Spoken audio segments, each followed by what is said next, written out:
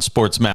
All over the world on the SportsMap radio app and anywhere you can find us on social media. We are live on Twitch, Jason Page 77. We are live on X, formerly known as Twitter, the back page, if you're looking for me there. And on YouTube and Facebook, just search for The Cash In with Jason Page. It's as simple as that. I've actually got it memorized now. I don't even need the sheet of paper to remind me of all these different places you can find the show. And unofficially, this is the start of year 2, season 2 of The Cash In with Jason Page. And I am thrilled to introduce Sam Yarnell as a new member of the show. You will hear him on the program every night. Yes, applause. Thank you. We love that. You'll hear Sam on the show every night.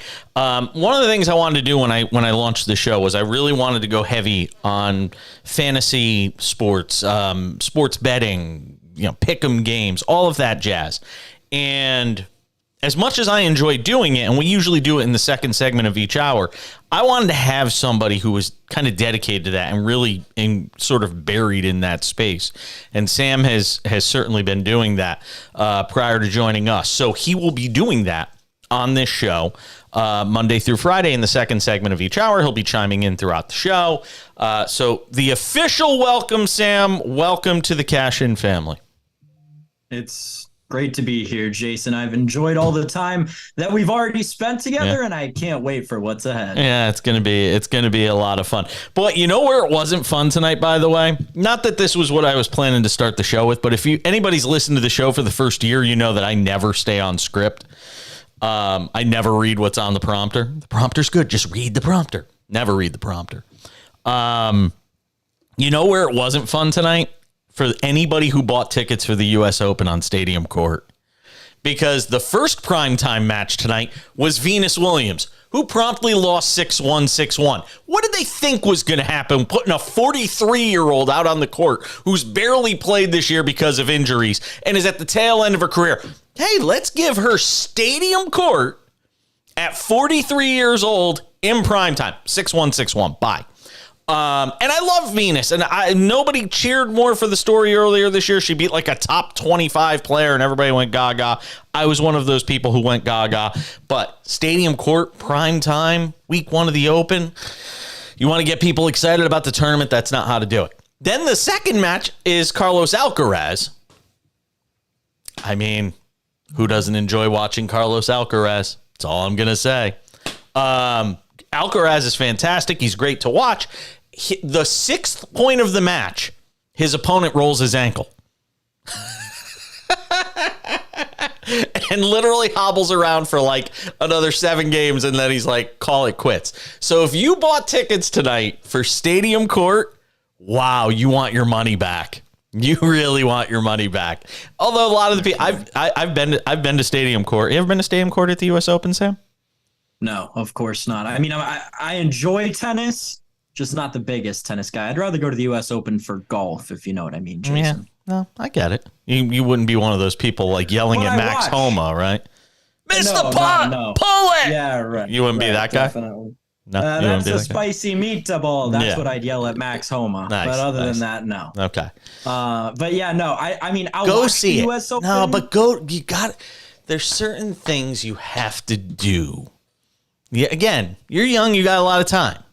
But there are certain things you have to do while you're in this industry and take advantage of perks and things like that. But one of the things you got to do is go to the U.S. Open. Stadium Court, I got to do it one year. Patrick McEnroe was kind enough to hook me up with tickets one year. I'll bend down and pick that name up off the floor that I just dropped. But he hooked me up with tickets.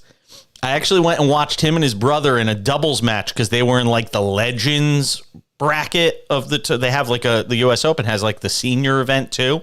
And him and his brother were playing against like Goran Ivanisevic and somebody else. But anyway, we went and watched and he introduced me to John and I got to meet him. But then we went and watched over on Stadium Court and it is such a spectacle. Here's the scary part. If you ask me who we saw on Stadium Court that night, I can't even tell you. I don't even remember. My brains are mashed potatoes. I can't even remember who we watched. And I went and saw a match over on Louis Armstrong. It was great. So if you ever get a chance to do it, do it. Just be glad you didn't do it tonight because you got screwed. You really got screwed. Anyway, I wanted to talk about inept organizations to start the show because there's two that come to mind today as we begin the program. And look, sometimes you wonder why teams go through droughts and everybody will say bad luck. Oh, a bad draft pick here, a bad signing there. Somebody gets hurt. I mean, you can go through all sorts of things, but there are common threads that run with organizations that run bad for long periods of time. You see it all the time. And the Indianapolis Colts, ever since the end of the Peyton Manning era, yeah, they won some games with Andrew Luck. They never even went to a Super Bowl with Andrew Luck, though, who was a great quarterback.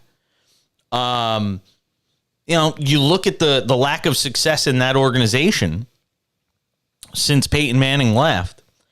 And then you look at a team like the Los Angeles Angels and the lack of success in that organization ever since, the championship, 20 years ago for that organization? The Mike Scioscia days of winning World Series, which seems like a lifetime ago for that organization, which is now on the precipice of complete collapse. Complete collapse.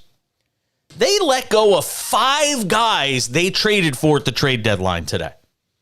Now, we can get into why they did it.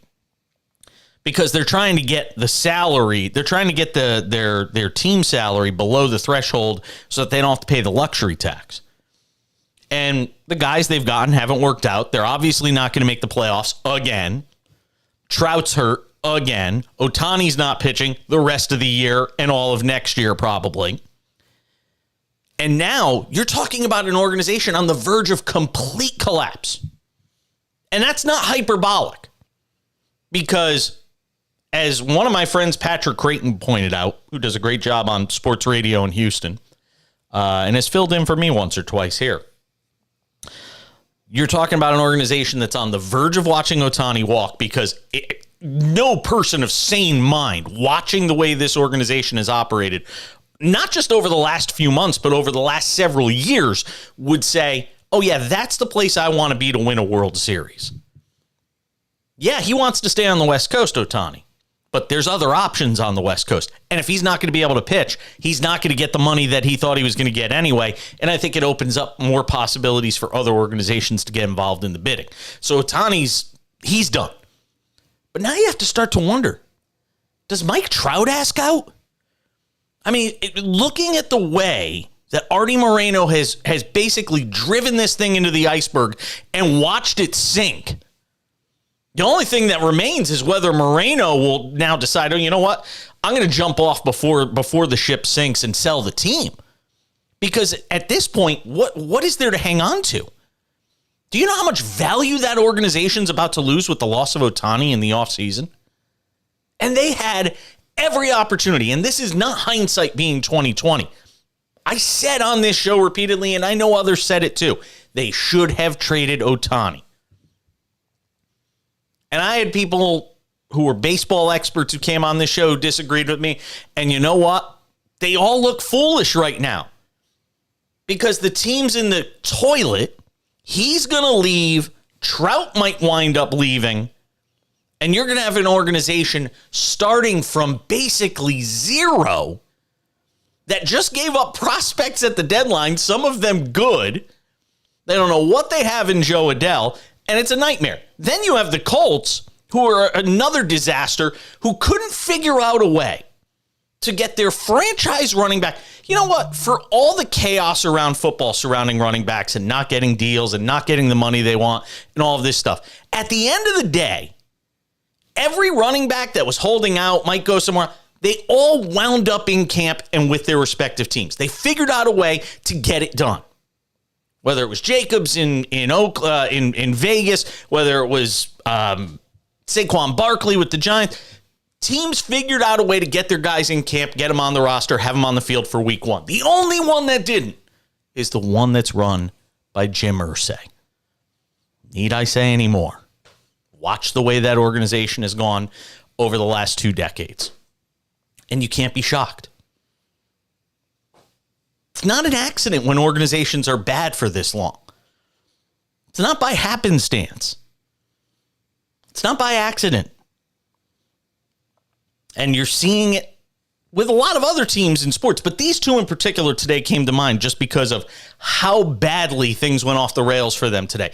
Taylor's on the PUP list. He won't play for at least the first 4 weeks. If somebody trades for him, they can't even have him play for the first 4 weeks. And the Angels are a literal dumpster fire. If not for the A's being in that division, they would be the laughingstock of probably the entire American League.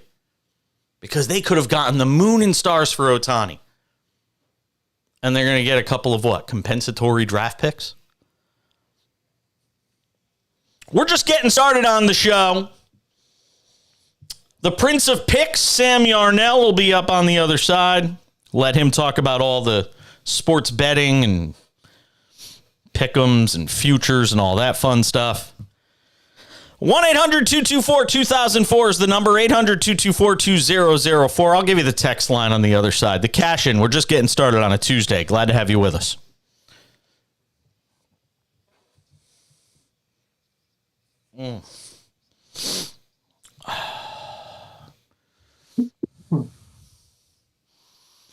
I just realized my ring light is off. You just got what?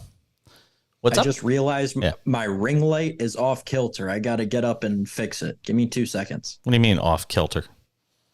It's angled at my wall right now. Is that why I see it in the left side of like a plaque or a trophy? Reflection. This is my World Series ticket from when the Nats played in 2019. Of course it is. Of course it is.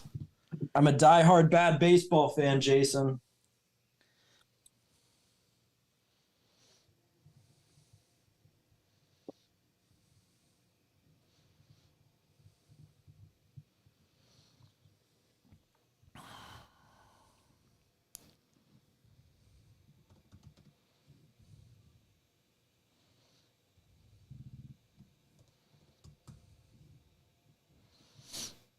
I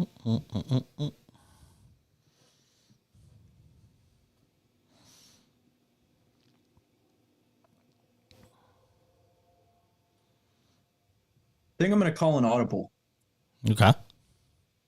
And talk about, well, I kind of want to talk about Jonathan Taylor, the fantasy impact that Jonathan Taylor missing the first 4 weeks has. Sure. Dude.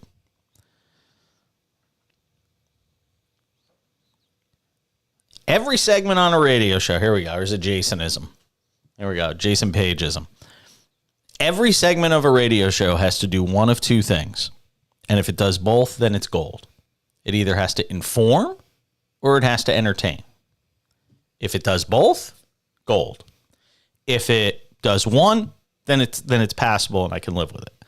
But it has to do one of those two things. So anytime you're thinking about a segment idea, what you're doing with this, always be thinking, is it going to entertain or is it going to inform? That's it. Is the audience going to be smarter for it or are they going to laugh? One or the other. That's a good point. That's why I'm here. That's a really good point. Yeah, they'll be smarter for this. Where is my... God damn it. Hey, Charles, do you remember the website the SportsMap radio uses for production? That production website? You suck.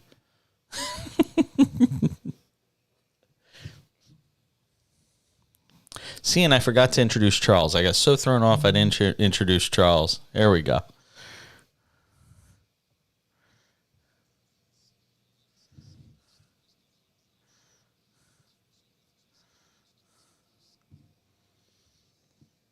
Flanked by producer engineer extraordinaire Charles Carter. I am Jason Page. If you're watching us on Twitch or X. If you're watching us on X, it sounds like you're watching us on Ecstasy, in which case you're having a good time. If you're watching us on Twitch, Jason Page 77, X at the back page, or on Facebook or YouTube, just look for the Cash In with Jason Page. Welcome to the show. Good to have you with us. We were off on Monday and Friday of last week. Had to get some business in order, and now we're here. Get ready for us. Football season starts next week, and we are raring to go with myself and Sam Yarnell, who is our new addition to the show. He'll be with us Monday through Friday from 7 to 10 p.m. Pacific, 10 p.m. to 1 a.m. Eastern. And he has got all of your sports betting, fantasy, pick'ems, anything that you need, live betting. He's going to be providing it every night in the second segment of the show. Without any further ado, Sam, it's all you. Well, Jason, we've reached one of my favorite times of the year in sports, and that's not just because baseball's heating up, and you know me, I love baseball. But fantasy football's just about to get started, and I'm sure you've got a couple of drafts this week. I just had one before the show tonight. No fantasy football. I am not. I only do DFS. Oh, okay. I will only do. I am living in the moment, man. I am not doing 16 weeks. I draft a great team. Somebody gets hurt. I am not doing the season long fantasy. I stopped doing that. Not even dynasty. Nope. No dynasty. Good either. Lord, no. Oh, wow. No. When you know what the beauty is? It's like going to confession. You have 1 week. It sucks. You go back the next week. You start fresh. You say your Hail Mary. You're Our Father, and you're out the door. It's great. There's nothing better. DFS is the greatest thing that ever happened to fantasy sports. Carry on. If DFS is like confession, dynasty would be like marriage. Yeah. Right? Oh my God. I'm not yeah. even 23. I'm 23. I don't know what marriage is like. Anyway, stay single. We've reached fantasy football draft season. And Jonathan Taylor was a huge, hotly debated topic for the last week until we knew he was going on the PUP list, as we talked about in the last segment. And everyone was asking me, where are we taking Jonathan Taylor? What's Jonathan Taylor's value with the holdout, all the drama going on with him and Irsay? And I think I've finally reached the conclusion that, we could talk about how much value Zach Moss is going to have week one if he's healthy. Deion Jackson, their third string running back, going to get the start if Zach Moss can't. He might have some value to stream week one. He's going to be great for your DFS plays, no questions asked. But I think the running back that we really want from the Indianapolis Colts this year on all of our fantasy teams, season long, dynasty, DFS, it's Anthony Richardson, isn't it? This is a guy who's gonna throw the ball, sure, but we know that Indianapolis offensive line is tried, true, and trusted. Going to be running for his life. He's going to be running for his life when the rest of the team can't run the ball, and they send every pass rusher after him too. That's true, and when they can blitz corners, because what wide receivers do? I mean, Michael Pittman. That's who we think. Yeah, Michael Pittman might catch 1,000 yards receiving this year. That he might have a career year. But Anthony Richardson is going to run the heck out of the ball in Indianapolis this year. I'm investing so heavily in Anthony Richardson in fantasy because he is going to accrue rushing yards, rushing touchdowns left and right. He's going to be the modern day Lamar Jackson. Remember when Lamar Jackson had nobody to throw to and he was one of the best fantasy quarterbacks we've ever seen, including winning an MVP in 2019? I mean, he had 40-year-old Steve Smith that year, sure. But other than that, nothing. I mean, Rashad Bateman, come on. This is what Anthony Richardson's trajectory is looking more and more like by the day. And I think the Jonathan Taylor PUP is one of the best things that could have happened to Anthony Richardson's value in fantasy across the board. If you drafted Anthony Richardson a week ago, I would be feeling so good about that right now. If you've got him as your backup, or if you've got him as your second QB in a super flex league, you're set. I couldn't imagine being in a better situation right now than if I could have two QBs in a super flex league being Anthony Richardson and, you're probably not going to get like a Joe Burrow. Even if Burrow doesn't start the season or starts slow, you're in such good hands. I think that for Anthony Richardson investors, this Jonathan Taylor news may look horrible on its face. He's not going to have a check down, which we know rookie quarterbacks love to check the ball down. That said, he's going to have way more opportunities to run the ball and get you those fantasy points that will win you your weeks and ultimately your leagues. I just wonder what it means for his growth, though. I wonder what the loss of Taylor for them. And look, maybe they figure it out and he gets back on the field in week 4. I'd be shocked. I think this thing is so poisoned at this point that he never plays. Yeah, I don't think he ever plays another down for them. But I just wonder what it means for his development. You're going to find out how mentally tough. I hate saying this kid, but he really is a kid. You're going to find out how mentally tough Anthony Richardson is. Because he's gonna be running for his life. They're not gonna be a good football team. They're playing in a very competitive division. Man, oh man, I haven't looked at their schedule, so I don't know how bad it gets early. And I always have a saying that teams don't know they suck early on in the year. So if a team doesn't know how bad they are, they might play above their heads. You see it every year, the first 3 or 4 weeks of the NFL season. Teams winning games they're not supposed to. That's why I hate betting the NFL. Early on in the year, but I mean, let's see, who do they have early on? They got the Colts. They got the Jaguars. They got the Jags, Texans, Ravens, Rams, Titans. So that's like they should be competitive. Listen, if they're 2-3 out of the chute, they're going to be thrilled. If they're 2-3 out of the chute, those fans should be elated. What are their odds? Let's see. What are their odds week 1? Let's see here. Let me just pull up their odds here week 1. If you got something else, go ahead. But I'm just going to look up their odds here. No, I think this is because I'm just looking a little deeper into their schedule, and they've got a couple of chances to go on some runs. They've got Saints, Panthers, Patriots, Buccaneers. That could be a 3-1 month. You think they're going to have a 3? I'd be shocked. They're not that good. They're not. But a lot of teams are bad in the NFL this year. There aren't a lot of great NFL teams. I tell you, Indy plus 4.5 at home in week 1. And 45.5 the total. That feels high. Oh, that feels very high. Yeah, that feels really high for week 1. Then again, that's two teams, the Jaguars and the Colts, not going to play a lot of defense in that game. And but it's indoors. Week 1. It's everything's sloppy. There's a million penalties. Timing's off. None of these guys play in the preseason. I don't think you're going to get crazy shootouts early in the year, especially with Indianapolis. I don't think Indianapolis is going to score a ton early on. I'd go under, and I think I'd almost be leaning towards Indy plus 4.5 because Jacksonville's a team that at times last year showed they are very capable of playing down to the competition. I almost, if somebody forced me to bet that game, we do a segment every Friday on the show called Page's Picks, where I pick 4 games in the NFL. And last year I did pretty well. I was definitely over 500. I'd have to go back and look up exactly what the numbers were, but I was definitely above water. And I hate the first 3 or 4 weeks of the NFL season. I think I was 500 like every week for the first 4 or 5 weeks because it's just so hit or miss. Because teams don't know they suck. Guys will play above their heads. Teams are figuring out who they are, establishing an identity. You got rookies, all this stuff. Guys playing NFL games for their first time. I don't know. Indy plus 4.5. Definitely the under in that game I feel pretty good about, though. See, that's so I think I'm going exact opposite you in this one. And that also leads me to a different point. I think that this season we should call that Friday segment Page versus the Prince.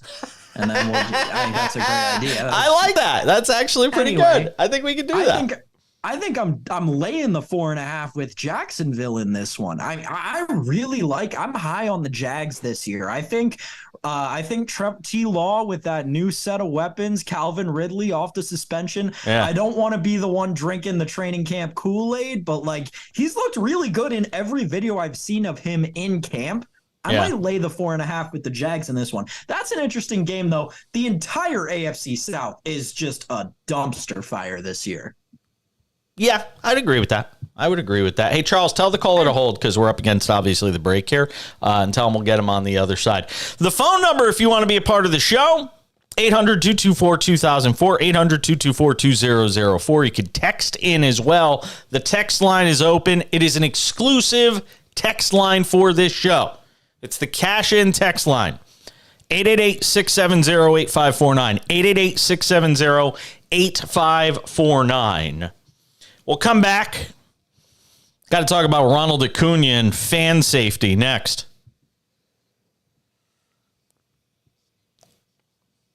Yeah.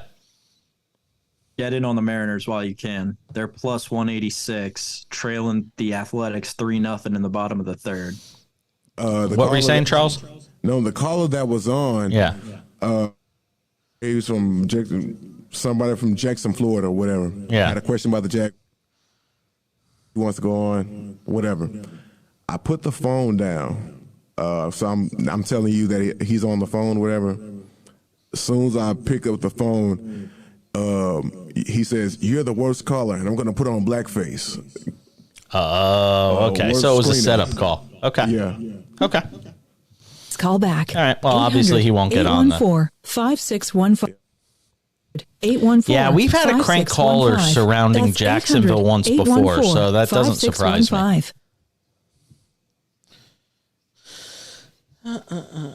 Is he still on hold? Oh, okay. He's gone. All right. Yeah, and by the way, if you've got live betting stuff like that, Sam, during the show, I just noticed it. Yeah, I will. It doesn't have to be in the second segment, especially when it comes to live betting stuff.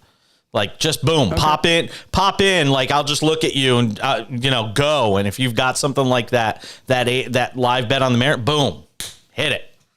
I want to do that. I gotta grab a soda. Hold on one second. I do my Mike Francesa, get my Diet Coke. Oh yeah. Well, he just spoiled it. I was gonna make a whole couple of minutes out of what kind of soda do you like? What are your top 5 sodas? What if you could have one soda the rest of your life? What would it be? The answer is Dr. Pepper, just so everyone knows.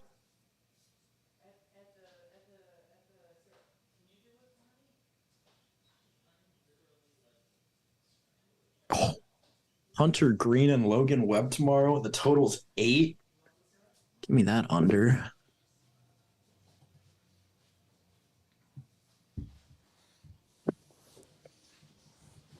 I also want to put music under Sam, and I'm going to get some imaging for that second segment. I want to do something with that. But I can do that on this end. That's why I was asking about that stuff. Where is the... Correct. Well, we're waiting. Yeah, he's got to wait on management.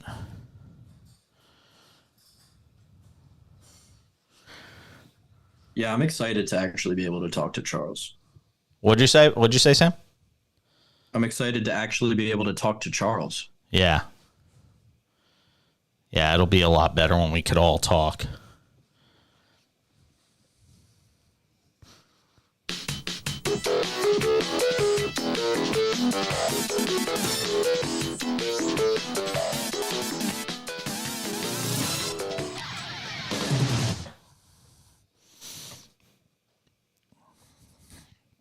Yeah, just like a generic rock bed or something under him, and I'll have my guy Chad Erickson make up some imaging for that second segment. I have to come up with the name of it. By the way, I love Page versus the Prince. That's a great idea. That's solid.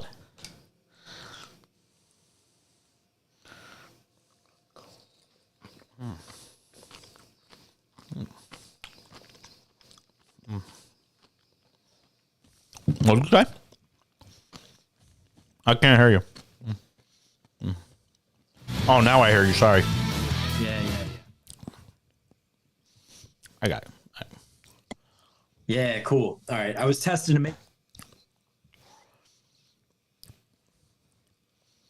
Rolling along on this Tuesday edition of the show. Jason and Sam.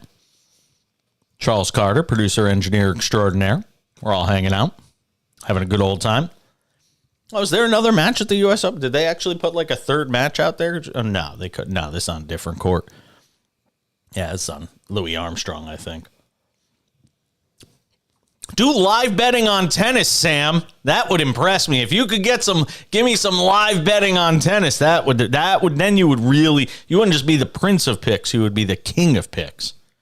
I'll get you some picks for tennis. No, you won't. You don't even like tennis. You already said it. Don't. You've already established that. Listen, I've been in the picks industry for a while now, Jason. I'm a young guy, but I still know a guy who knows a guy, if you know what I mean. I'm Fair just enough. saying, man, I got tennis connects. All right, fair enough. Fair enough. What's going on in baseball? Are there any good games in baseball we should be looking at?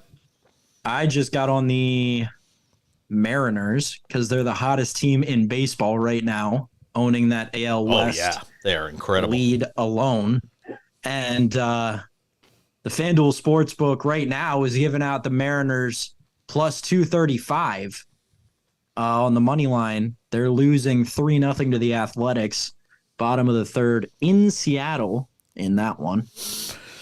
So I'm wait. betting on the Mariners. I wonder what the line was on the A's pregame. I wonder what the number was. Like if you got them. They've had a few wins recently. I know they beat the White Sox a couple times. But I wonder what the number was. All right. Wait. What? Wait. If we're gonna be the kind of program that gives a team credit for beating the Chicago White Sox, Hey! we may need to have a meeting after the show, Jason. An intervention? What? An intervention? Maybe, because when you were talking about the Angels being one of the worst managed, one of the most mismanaged teams in baseball. Oh my gosh, it was like you were saying White Sox, or you meant White Sox, but we're saying Angels. I didn't get it. The White Sox are just the dumpster fire that sold everything to the Angels for nothing. You know what the saddest part though? You know what the saddest part of the White Sox situation is? They're in a division that's winnable every year. That's such a bad division. It's such a. I just spit some. I was so loud. I spit some oatmeal onto the screen. You had a big piece of oatmeal that was actually like right on your face. Oh, it was great. We're a big glob of it right on your face. That's such a win. That's such a gettable division every year. 89 wins is like you're going to win that division. 87 wins, you're going to win that division. I mean, we're looking at host a playoff series. Yeah, and host a playoff series, and they just couldn't. And it felt like they were so close. You know, they had Lynn, they had Giolito, they had a couple of arms, they had Louis Robert, and now you look and it's in sort of teardown mode. They had Dane Dunning at one point too. They dealt him though. Yep. They had Fernando Tatis. They dealt him. Yep. They had Madrigal. Traded him away. Yeah, really, that team could have been so good. Crazy. I'm really sorry Jose to any of our White Sox fans who are listening right now because they've been through it, man. Over the last ever since they were good, they've been bad. Yeah, they have. Look, I'm not going to be the alarmist here, because there's plenty of other people on radio and television that could do that. And it all looked cute. And I even saw some of the news networks picked it up today. Oh, look at the fan who came out and hugged Ronald Acuna. And then another one came out. They accidentally knocked him over. And, oh, it was so funny. Look at the fans run on the field and get tackled by the security. Oh, it's so cute. We live in a day and age. Yeah, and by the way, the same headlines the last 3 days were mass shooting in Jacksonville, shooting at the UNC Chapel Hill campus. Our thoughts and hearts are going out to those folks in Jacksonville and in Chapel Hill for what happened there over the last couple of days. But you take all these things and put them together, and you talk about, a lack of security, that two guys could not only get on the field, but get all the way to Ronald Acuna, hug him, long before security gets out there in Colorado. I know the air is thin and the balls travel further. Apparently they can run a lot faster too, because they were able to get out there in like record time and nothing bad happened. They didn't have any nefarious intentions, but what if somebody did? Monica Seles was what, 30 years ago? You know, Monica Seles getting kissing bandit. No, that was Monica Seles getting knifed in the back at a tournament in France. I don't know if it was at the French Open or it was a tournament in France. She got attacked by a stalker, stabbed her in the back, and her career was never the same. I mean, remember the incident in Chicago with the Royals. I think it was the Royals for third base coach or first base coach getting attacked on the field by two guys. I mean, I'm not saying you need to have, metal detectors at every entrance and a security guard at, every railing, but you got to do better than guys being able to run on the field and basically tackle Ronald Acuna, who again had a very lighthearted kind of laugh about it, and that was all great. But think about how ugly that could have gotten. Think about what could have occurred. Just because it didn't. It's like somebody says, well, somebody tried to rob a bank and they failed, so all's well. No, somebody still tried to rob a bank. That's a bad thing. Just because somebody failed doesn't make it a bad thing. It's the same thing here. You get fans running out onto the field, unencumbered, just feeling like, hey, I can run up and hug a player. There was a thing maybe not the other night. Might have been a month or two ago.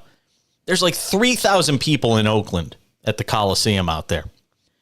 And a fan literally ran from the tarp on the third base. And remember, Oakland's got a ton of foul territory. Yeah, right. Tons. I've been to that ballpark too many times.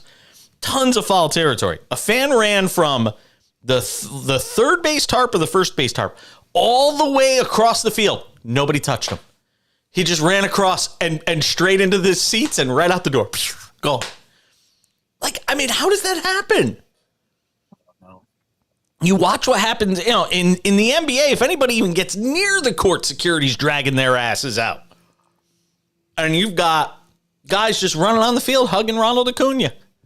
Well, remember that guy who chained himself to a basket last NBA season and it delayed a game for like 40 minutes? That's right. I forgot about that. That's right. And Jason, I don't know if you've seen it because I've only seen it because it happened down the street from me in DC on one of our main highways this past week.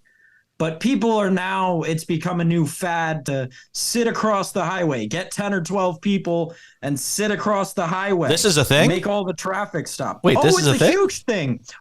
There's another. Was it a protest? Wait, but was it a protest? Yeah. All right, what were they protesting? Maybe it doesn't matter, but what were they protesting? It's an environmental protest. It's protesting cars on the road and yeah, essentially, right?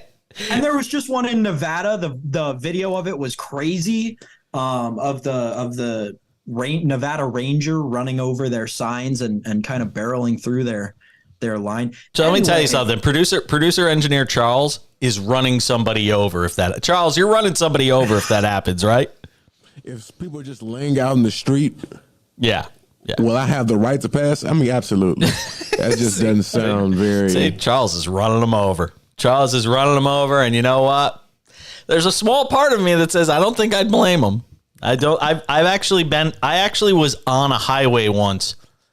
I don't remember what the protest was, but I was on I-91 once when one of those protests happened and they blocked the whole highway. I don't remember if it was like George Floyd or it was one of the, it was definitely during the summer of, it was during like the summer of unrest.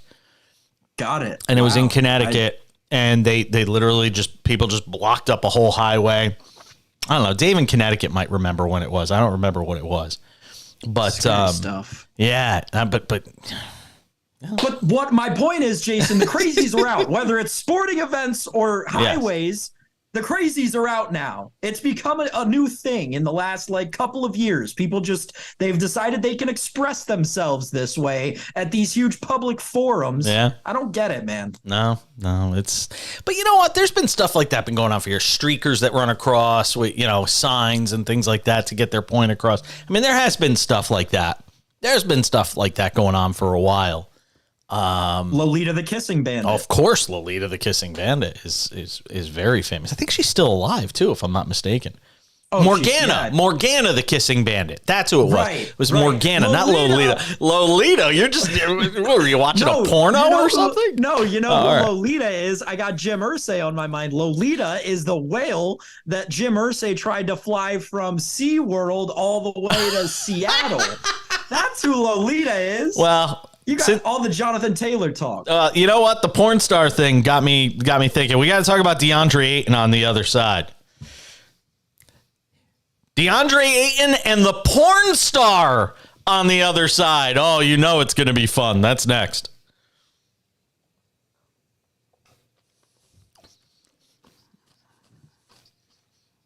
Morgana the Kissing Bandit. Morgana. She's still alive. Yeah. She's 76, born in Louisville, Kentucky on July 4th.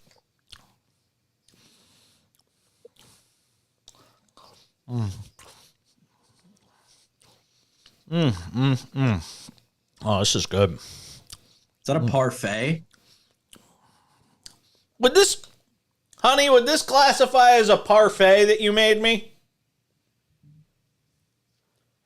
John, would this classify as a parfait that you made me? Yes. Yeah, this would be a parfait. My husband said this classifies as a parfait. Yeah.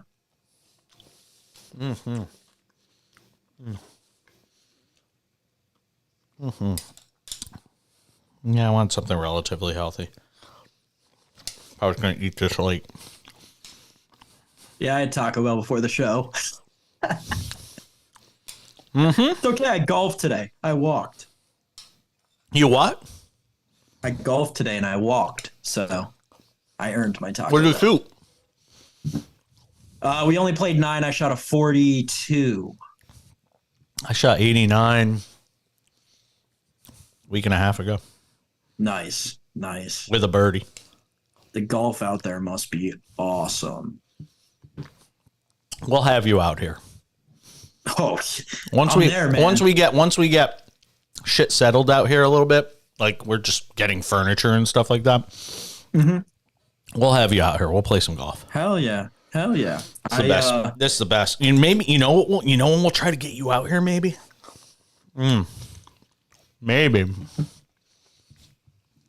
Maybe I'll get you out here the week of media day for the Amex. You can play. You can play. You can play 18 with me at the championship course at PGA West. Oh my God. Yeah. Oh my God. That'd be crazy. Yeah. No reason. I got to get back out there. No reason we can't. I have family friends Where? that I've known whole life in LA, but I've been to Palm Springs because they have a condo there. So The hell? Really? yeah. Yeah, man. Palm Springs is a cool place. I like that. I like it there. It was never supposed to be home, but somehow it is right now. It's not a bad place to call home. Not if you're your age. Not if you're somebody that's your age. How cold does it get there in like the winter, Cold? like November, December? Yeah. Like 60, 70? High temperatures don't get lower than 70. Yeah. 9 months a year, it's paradise. 3 months a year, it's hotter than hell. Like yesterday, it was 115. God damn. But no humidity. Yeah. And I know that people are like, but 115. Trust me, I'd rather have 115 dry heat than 90 with 70% humidity.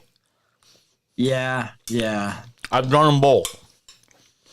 It's like the heat around here. It's like today, it was like, whatever, 87. But the humidity was probably like 65%. It's like you're sweating buckets. Yep.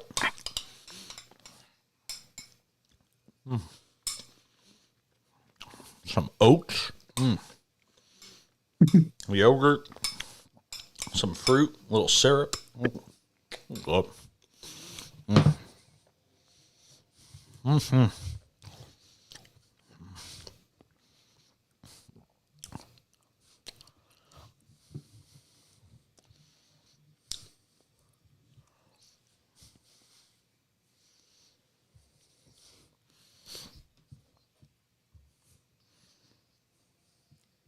have you all with us.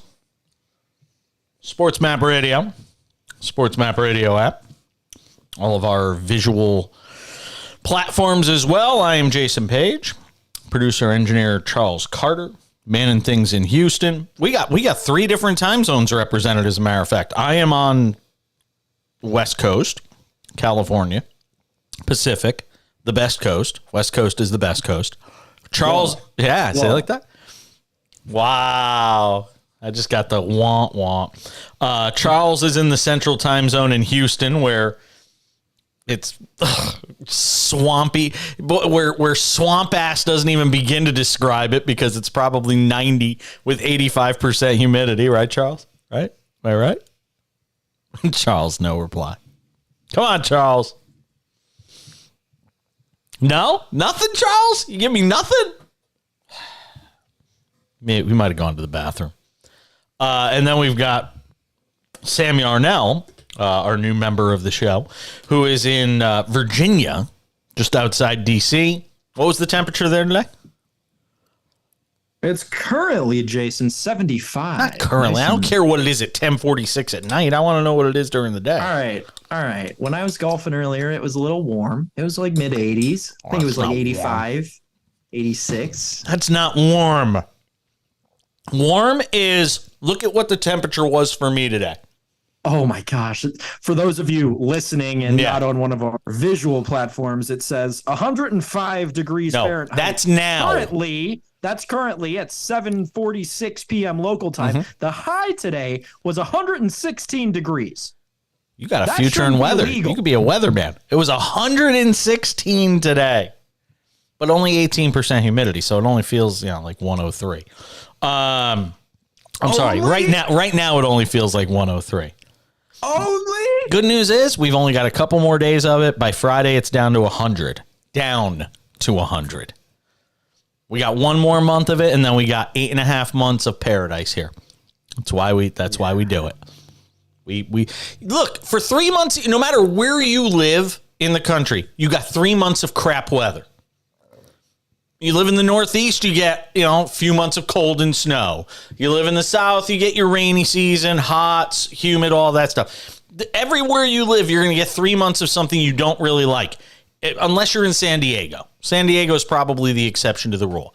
Palm Springs, we've got 3 months. We've got sunshine 345 days a year, and we've got 3 to 3.5 months of stupid hot weather. I say it all the time. I'll deal with that. It's sunny, and we've got the threat of the earthquake because we live on the San Andreas Fault. So we do have that. Rain 20 days a year there? Rain? No, I said sunshine. Rain 20 days a year? No. No. You said you have sunshine 345 days. Yes. The other day, that doesn't mean it's raining. It just means we might get clouds. Oh. Yeah, it doesn't rain. Oh, wow. No, it doesn't rain in Southern California. It doesn't rain here. Like, so when we get rain, it floods instantly because it's so dry. So it just floods like that. Huh. Yeah. But we're also, I got a 45-minute trek and I'm up in the mountains where it's 30 degrees cooler. So it's not bad. It's easy to get out of here. I have been dying to talk about this DeAndre Ayton story. For those who may not have seen it, DeAndre Ayton is apparently in a relationship with a porn star. Because who amongst us isn't? Yeah, there we go.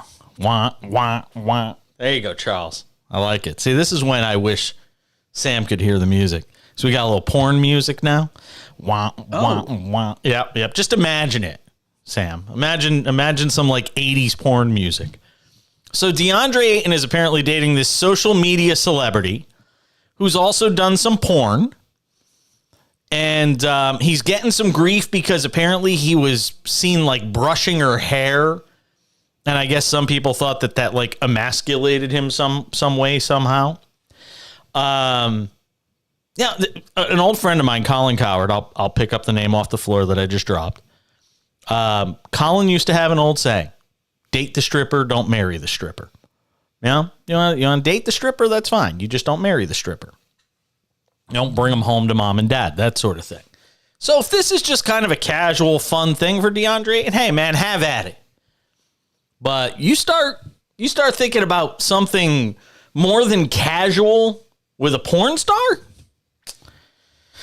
you get what you ask for, man. I mean, you get no sympathy for me or anybody else if you start philandering with porn stars. I'm not saying porn stars don't deserve to be in relationships, but just be in a relationship with another porn star or something like that. You know, that's kind of the way I look at it. And and look, if you are the Suns, we already know the relationship with DeAndre Ayton isn't great between him and the organization. It wasn't good with Monty Williams, and there's a lot of question marks about his future with that organization. How are you feeling when you're seeing him in the headlines for being in a relationship with a porn star? I'm just saying. You see, I have.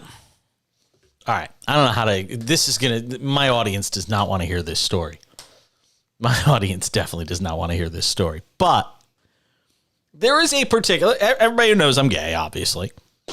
There is a particular porn star in the porn world that I consume who frequently makes trips to Palm Springs, because this is actually a place where a lot of porn gets filmed, believe it or not, out here in Palm Springs.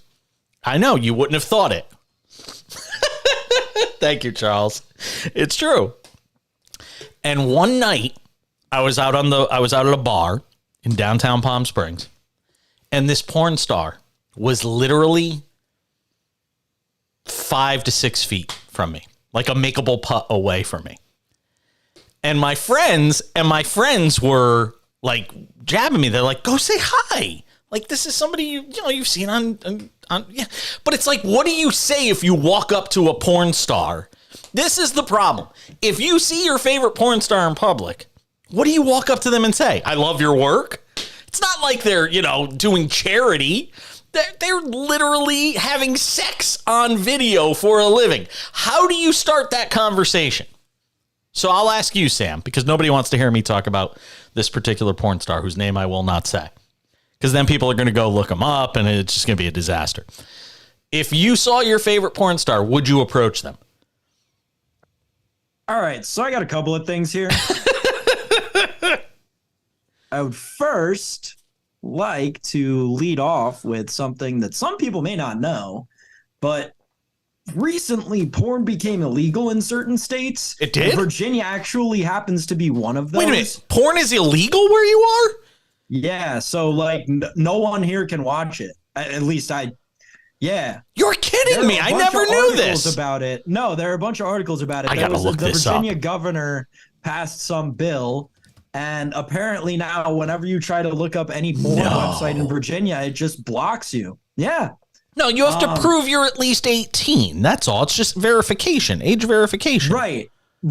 But that would require the websites to spend money on age verification software. So they just shut it down. So they just shut it down. Anyway, BitTorrent, baby, BitTorrent. The direct question is, I don't know, because how do you handle that? I don't know. That is like in the book of tough situations. That's up there near the top. That's up there with like, do you put your shopping cart back in the bay, or do you just leave it there for the person whose job it is? Now, morally, there's a right answer, right? Yes, you bring the carriage back. Otherwise, that guy on TikTok that gives people hell for not putting their carriages back, I hope he finds you. Right, exactly. So like, but you don't want to end up being an interview story when that porn star gets interviewed by someone and they tell the story of this time they were at a bar and some random guy walked up to him and said, "Hey, I love your videos." No one, like, it's a predicament, man. It's one hell of a predicament. But the thing that I really wanted to get off my chest is all these NBA players and porn stars. And think about it. You talked about Is it about that lifestyle? Well, you talked about Ayton's relationship with the Suns. We know James Harden wants out of Philadelphia. Mm-hmm. James Harden, DeAndre Ayton, Zion Williamson, link them up in New Orleans, throw John Wall in there because he knows how to party too. That is what I call a super team, Jason Page. Super team of a different kind. That's right. Tag team. 6-man tag. Can I keep going? Should I? Charles. No, Charles. Charles, would you approach a porn star? See, Charles has no shame. No shame to his game. He'd be like, hell yeah, I'd approach a porn star. Another hour of the cash-in is right around the corner on SportsMap Radio. Don't go anywhere. Charles said, yeah, he'd approach him. So this porn star, I'll mute the TV feed so people can't hear this. Ooh.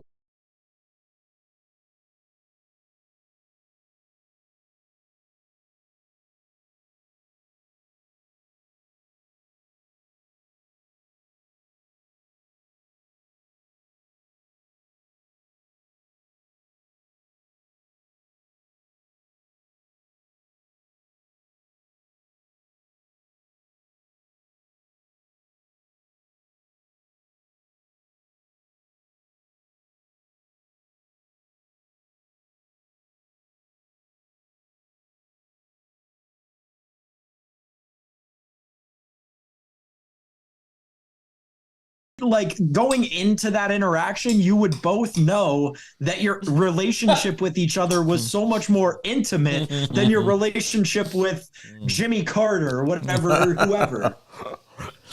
I interviewed Al Gore when I was a senior in high school. Oh my God, really? Yeah. That's sick. Yep. What was he like? It's nice. Yeah. Mm-hmm. I interviewed George W. Bush when he was running for president. Now watch me hit this drive. What? It's just one of my all-time favorite quotes, and it comes from George Bush when he says the terrorism thing, and then he's on the golf course and everyone's interviewing him, and he goes, blah, blah, blah, we've got to defend our nation. Now watch me hit this drive. It's right up there with that is great. Who was it? Kevin James at the Talladega or the Daytona 500 or whatever. Have you ever heard that before? I don't think so. Oh, dude. All right, I'll play it. How much longer do we have in the break? 3 minutes. Okay, then we got time. I also met one of the most famous heterosexual porn stars randomly at a friggin' blackjack table in Vegas once. We were the only two people at the table playing.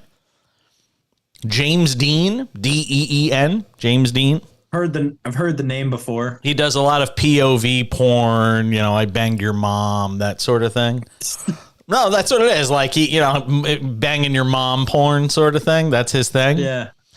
And me and him playing blackjack. I was working for 95.7 The Game in San Francisco.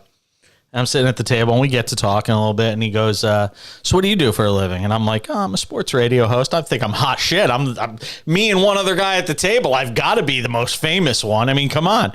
And then I'm like, so what do you do? He's like, I'm in show business. I was like, what do you do? He's like, movies. I was like, all right, well, anything I would have seen yet? And he's like, I do adult films. And I'm like, what? He goes, yeah, I star in them, I produce them, I edit them. And I was like, what's your name? He goes, James Dean. And I'd never heard of him. But as soon as I got up off the table, I ran up to my room. I'm like, James Dean. Oh my God. I'm like, wow. Would have never thought that. All right, I think this is it. Check this out. Oh, I got an ad.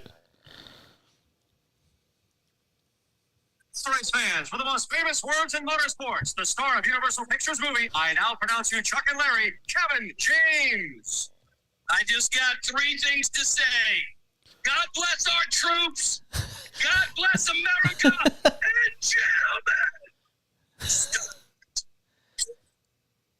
gentlemen.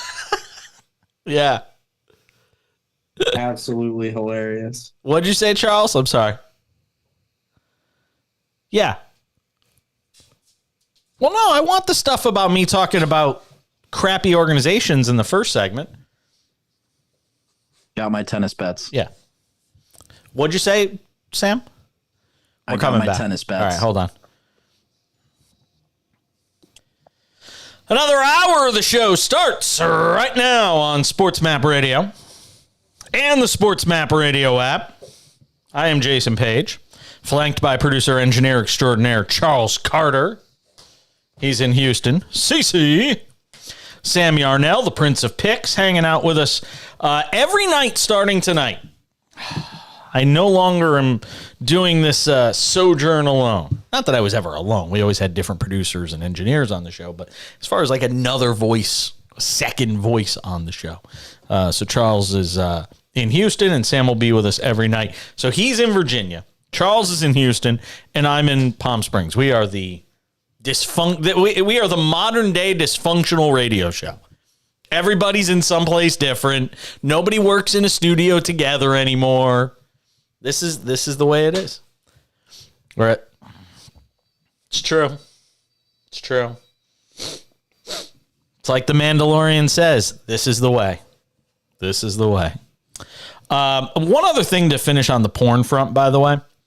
I once played blackjack. This was 2012. It was New Year's 2012. I went to Vegas for a New Year's trip. I'm sitting at a table and I'm playing with one other guy. And this guy is there at the table, and we're the only two people there. This was at like Planet Hollywood or the Hard Rock Hotel, I forget. We're playing, and you get to having conversation with your table mate, that sort of thing. You know.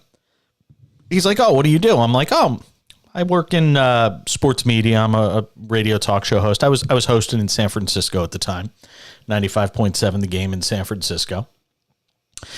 And it was great, having a blast. And I go, "So what do you do?" He's like, I'm sure I'm the most famous person at this table. He says, "Oh, I'm in movies." Like that stuff. I was like, "Oh, what do you do?" Oh, he goes, I'm in show business. I was like, "What?" He goes, "I'm in adult films." I was like, "Adult films? Like you make them?" He was like, "No, I star in them too." I was like, "Really? What's your name?" He goes, "James Dean." And you can go look him up, James Dean. I don't know how much he's still doing on camera anymore, but 10 years ago, he was like the thing in adult films, heterosexual adult films, just to be clear here.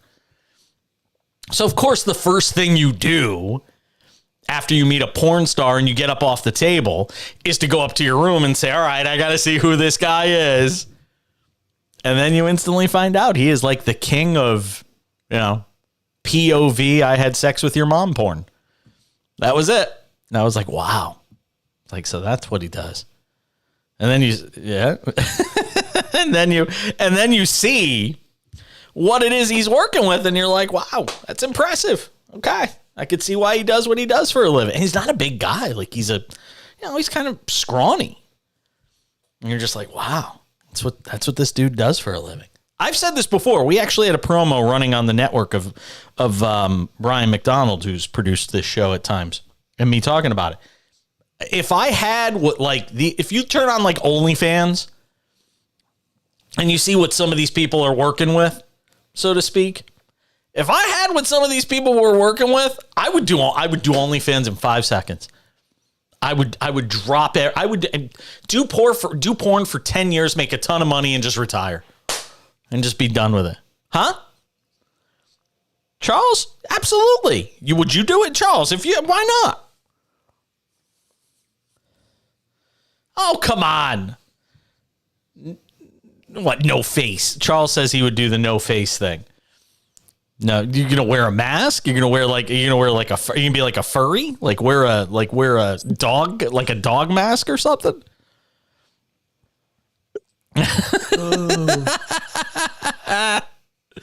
I'm just saying. That's what if I had that sort of, if I had like a ridiculously in shape body and was cut up and had all the stuff that you see with these people that do this stuff for a living, I would do it. If I had nothing else going for me, if you have nothing else going for you, the option is, office job Monday through Friday, or, working some menial job. And the other option is I could get paid to have sex for a living. I mean, let's be serious here. Get paid to have sex for a living. You wouldn't do it. Sam is completely catatonic. Sam is Sam does it. Sam's like, I see my whole career flashing before my eyes on night number 1 doing this show. That somebody's gonna record this, and for the rest of my career, there's gonna be tape of me saying I would do porn. You're not wrong. That has gone through my head over and over and over again. Listen, I love what I do. I like sports. I think sports are great. This is such a trained answer. Yeah. Are you running for office? I know you live close to DC, but are you planning to run for office? I guess the politicians have rubbed off on me, man. Oh, not the right thing to say when we're having this conversation. Anyway, no, listen, I love what I do. I don't. Once you get a taste of how good it is to sit and talk about sports and get paid to do it, I don't think there's really anything that could be better than that. And that sounds like a homer answer. I know it does. Yeah, it does. But dude, it's pretty sick. We get to sit here and talk about how the Mariners are about to come back on the Athletics. Like, it's 3-1, isn't it? 3-1. I don't know. The Mariners had the bases loaded with 2 outs. I just saw they scored. I think it's 3-1. It is 3-1. Still 2 outs. Still bases loaded. Did you put a bet? Did you bet them when they were a dog? I mean, when they were really? I got the Mariners at plus 186. They are now minus 102. See, I got to tell you something. Still 3-1. I don't think I bet them at my. I don't think that's enough. I don't think plus 186 is enough. Down 3-0. When I started clicking it, they were plus 210, and then they got a base runner while I was making the bet. Yeah. So it went down. But you asked me a while ago what they opened as for this game, what the opening line was. The Mariners were minus 320 to win the game. That's on the money line. And for people who don't understand, that's about as big a favorite as you will get in baseball. Oh, yeah. You don't see, you see that stuff in the NBA or the NFL. You're like, okay. You don't see stuff like that in baseball. You don't see minus 320 next to a team's name in baseball. All right. This hour of the show, Jason Cole will join us coming up in about 23 minutes. We'll get some thoughts with him on the NFL. Cut downs, we continue to see those. The Jonathan Taylor story, which I think is fascinating to say the least, what's going on in Indianapolis with the Colts deciding not to trade Taylor. Couldn't get their asking price, apparently. He goes on the PUP list, which means he's out for the next first 4 weeks of the season, regardless of whether or not he gets traded. So there's obviously that to talk about. Zach Taylor talking about, Joe Burrow, why he isn't practicing, whether or not it has something to do with his contract situation. There's obviously that to delve into as well. A whole bunch of stuff to get to with Jason Cole. He'll join us coming up in about 22 minutes on the show.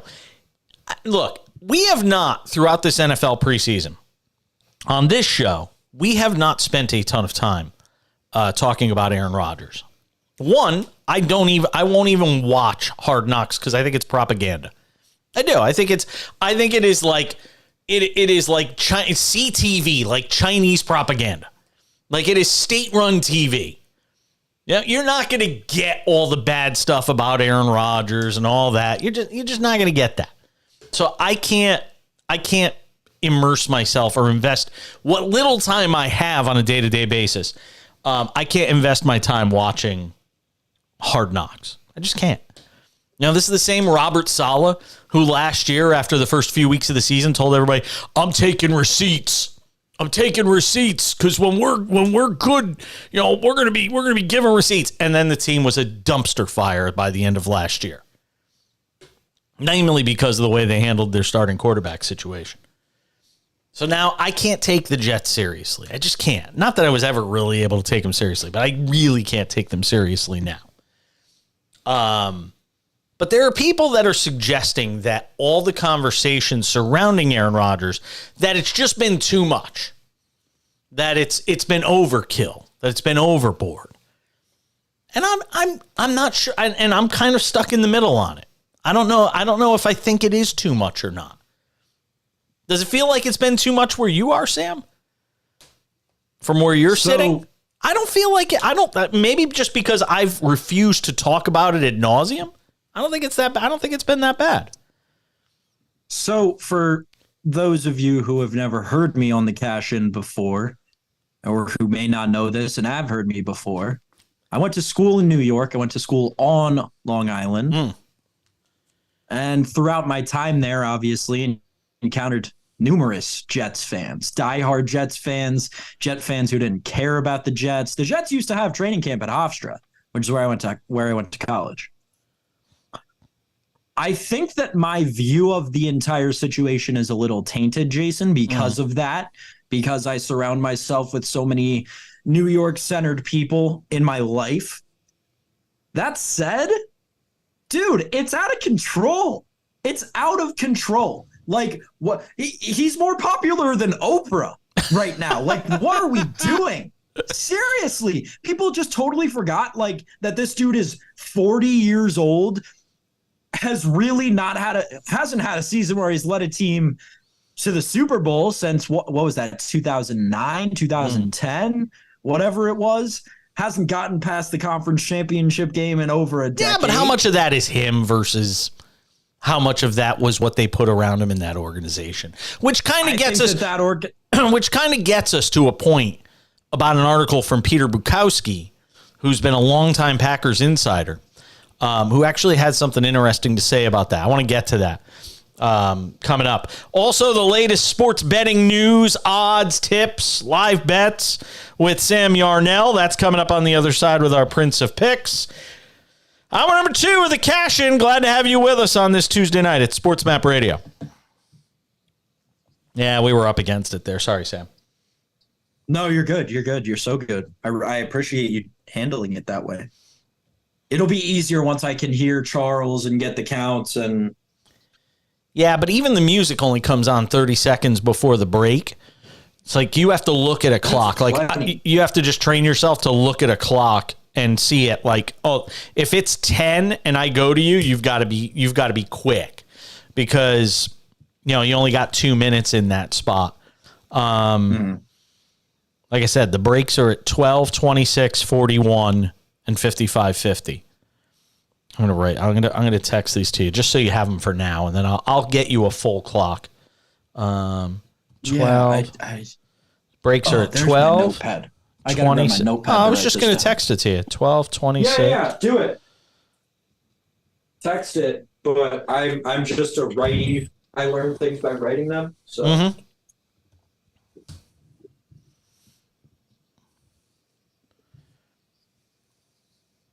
Kennedy. You don't watch wrestling, do you? I do not, but I work very closely with I'm very good friends, I should say, with a former WWE wrestler. Really? Yeah, his name's Matt Stryker. Yeah, I know who Matt Stryker is. Yeah. How do you know him? Stryker hosts a show at Sports Grid, and I've worked with him since I was still in college, so I've known him for over a year. Really? Oh, wow. Is he still wrestling or no?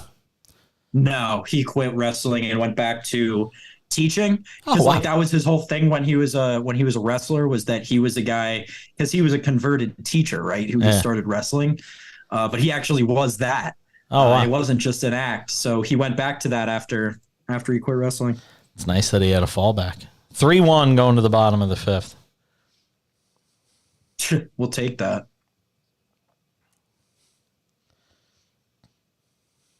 I don't think, like I said, at minus 180, at plus 186, I don't think I would have done it.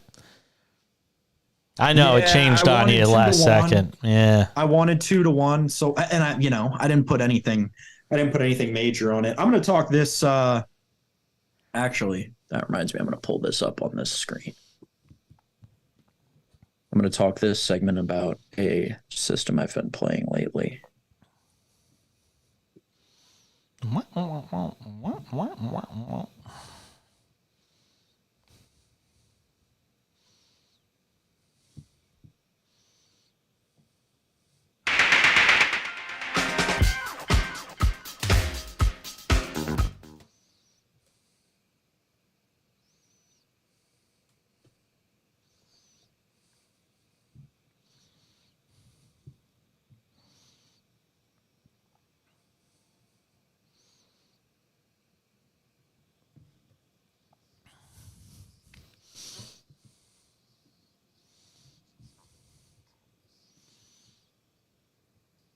Good to be hanging out with all of you on this Tuesday night. Good to be back after a few days off.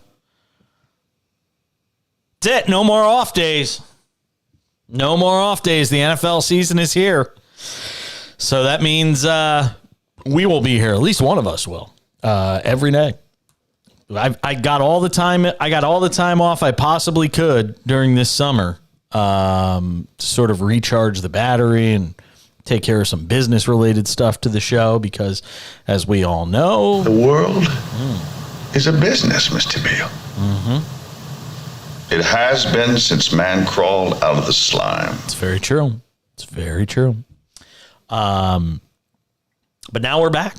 It's time for season 2 of the Cash In. Sammy Arnell will be hanging out with me weeknights here on the show. And this segment, each hour, you're going to get something to help you. I mean, you're always going to be getting something to help you with sports betting, live betting, fantasy, pick'em games, all that stuff. But I wanted to dedicate this segment to you hardcore degenerates in the audience. Degenerates like Sam, who apparently puts bets on the Mariners when they're down 3-0 to the A's when he can get them because they're 2-1 and decides to bet on them. That's Sam Yarnell. Look at him. He's nodding his head. He's all excited. He's like, degenerate bet. Yes, degenerate. That is when you bet on the Mariners, Jason. All right. They're down 3-1, bottom of the 5th, by the way, in Seattle tonight. So without any further ado, Sam, it's all you.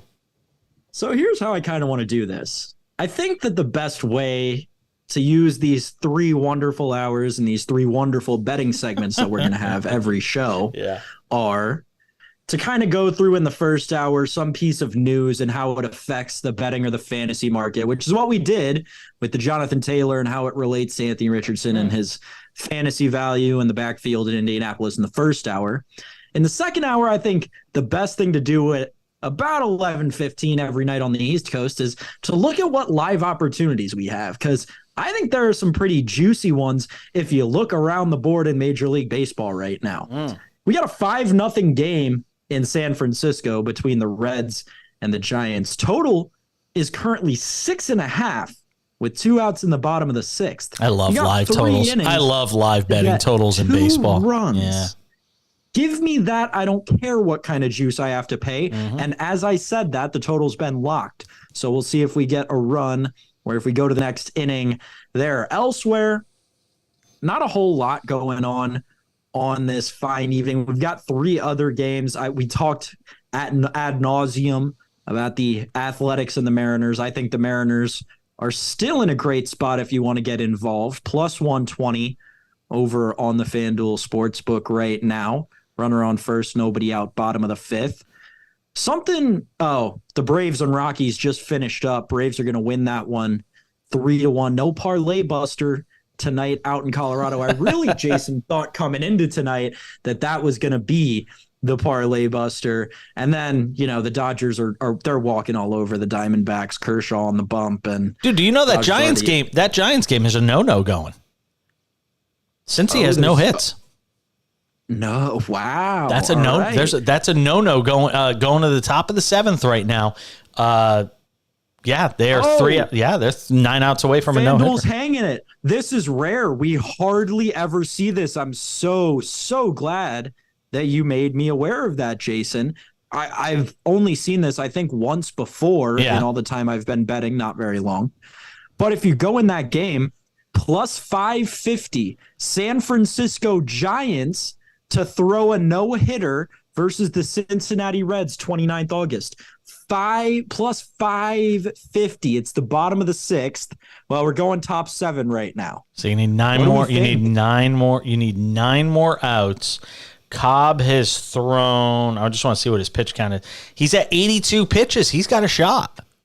Well, it doesn't even matter because it's the Giants. No, I know, but once you get it to the bullpen, not that. I'm just saying once you get it into the hands of the bullpen, the chances of throwing a no-hitter, I would wonder, if the odds would even change at that point. Then again, you're probably at the 9th. I think you can get at least 2 more innings out of Cobb, and if he's throwing a no-no going to the 9th, my guess is Gabe Kapler will let him go out there for the 9th, go batter by batter. I'd like to get the box score of this game up because I want to see where they're at in Is that a perfect game? No, they have an error. Otherwise, it'd be a perfect game. Giants had an error.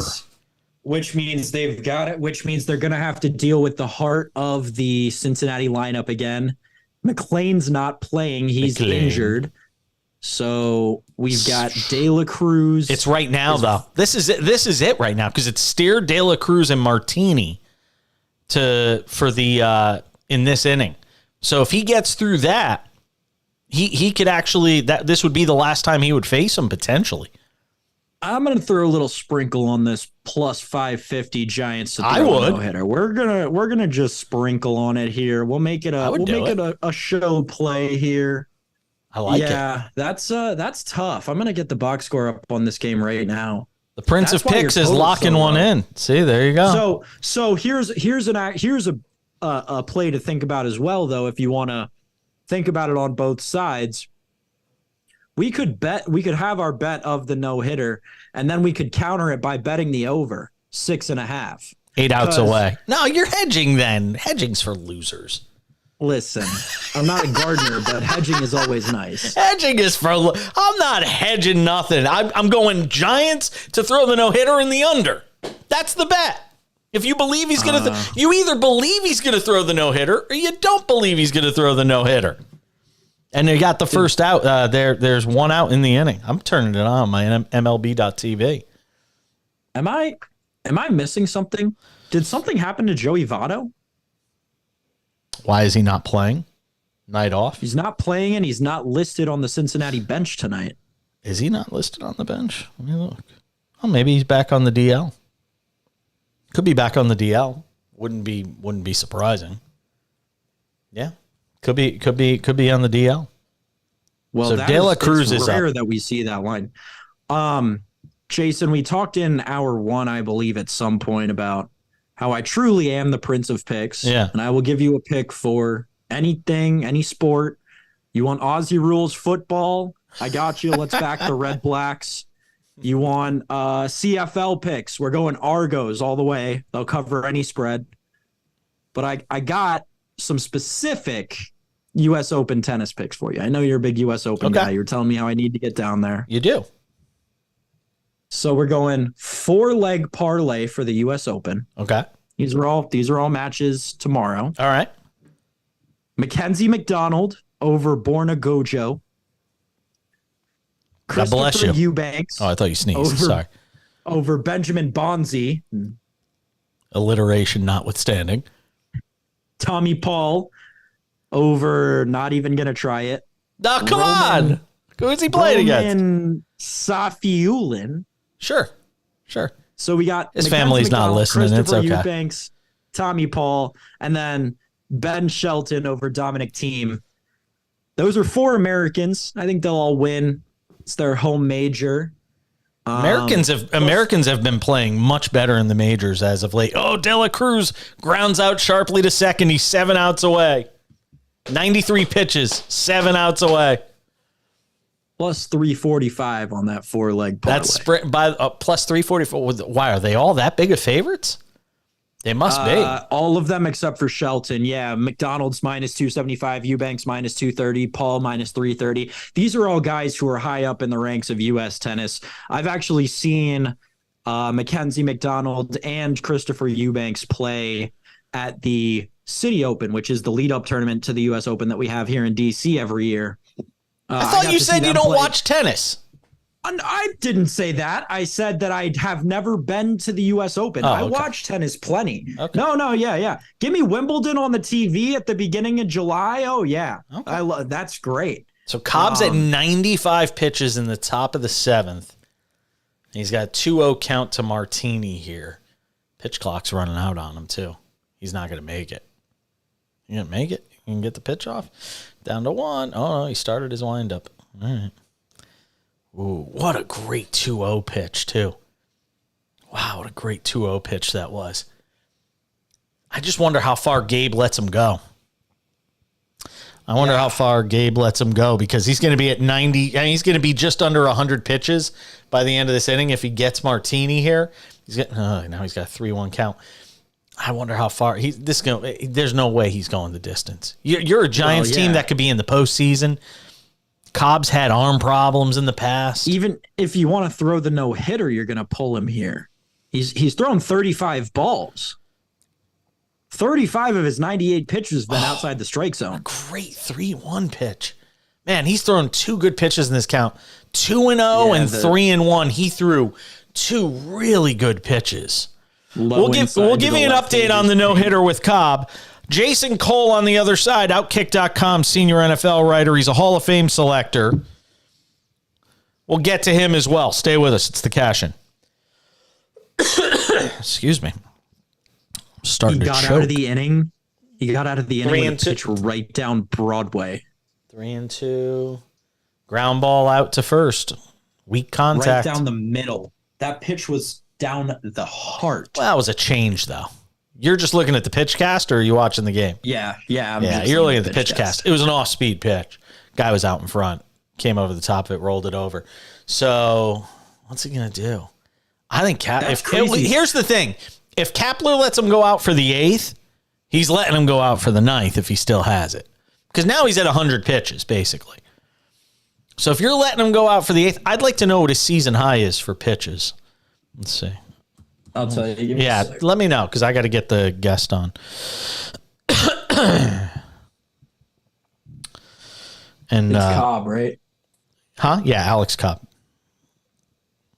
We'll go Jason Cole.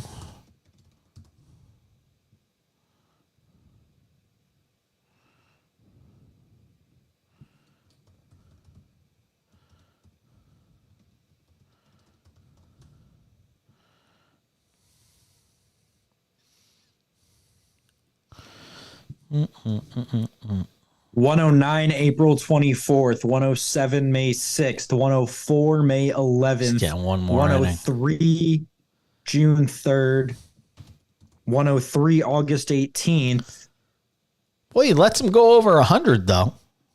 Yeah, August 18th was the last time he let him go above 92, though, since July. Got a chance to throw a no, man. Yeah, I know.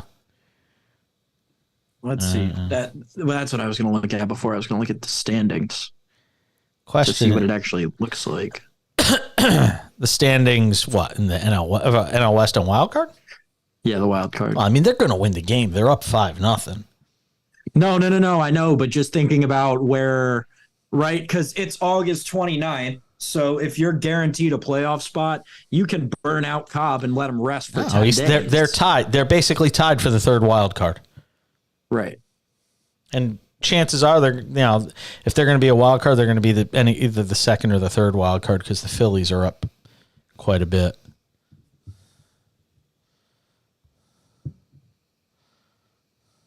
Get Jason Cole. Yeah, I look like a real fool for betting on the Phillies to win the NL East this year. Hey, my biggest bet of my biggest future of the MLB preseason was the Orioles over 77.5 wins, and that cashed last week. Oh, wow. Jesus. It's a nice deal. Yeah, meet me at the window with that one. JC. The big JC. Where is he? Thought he was already there.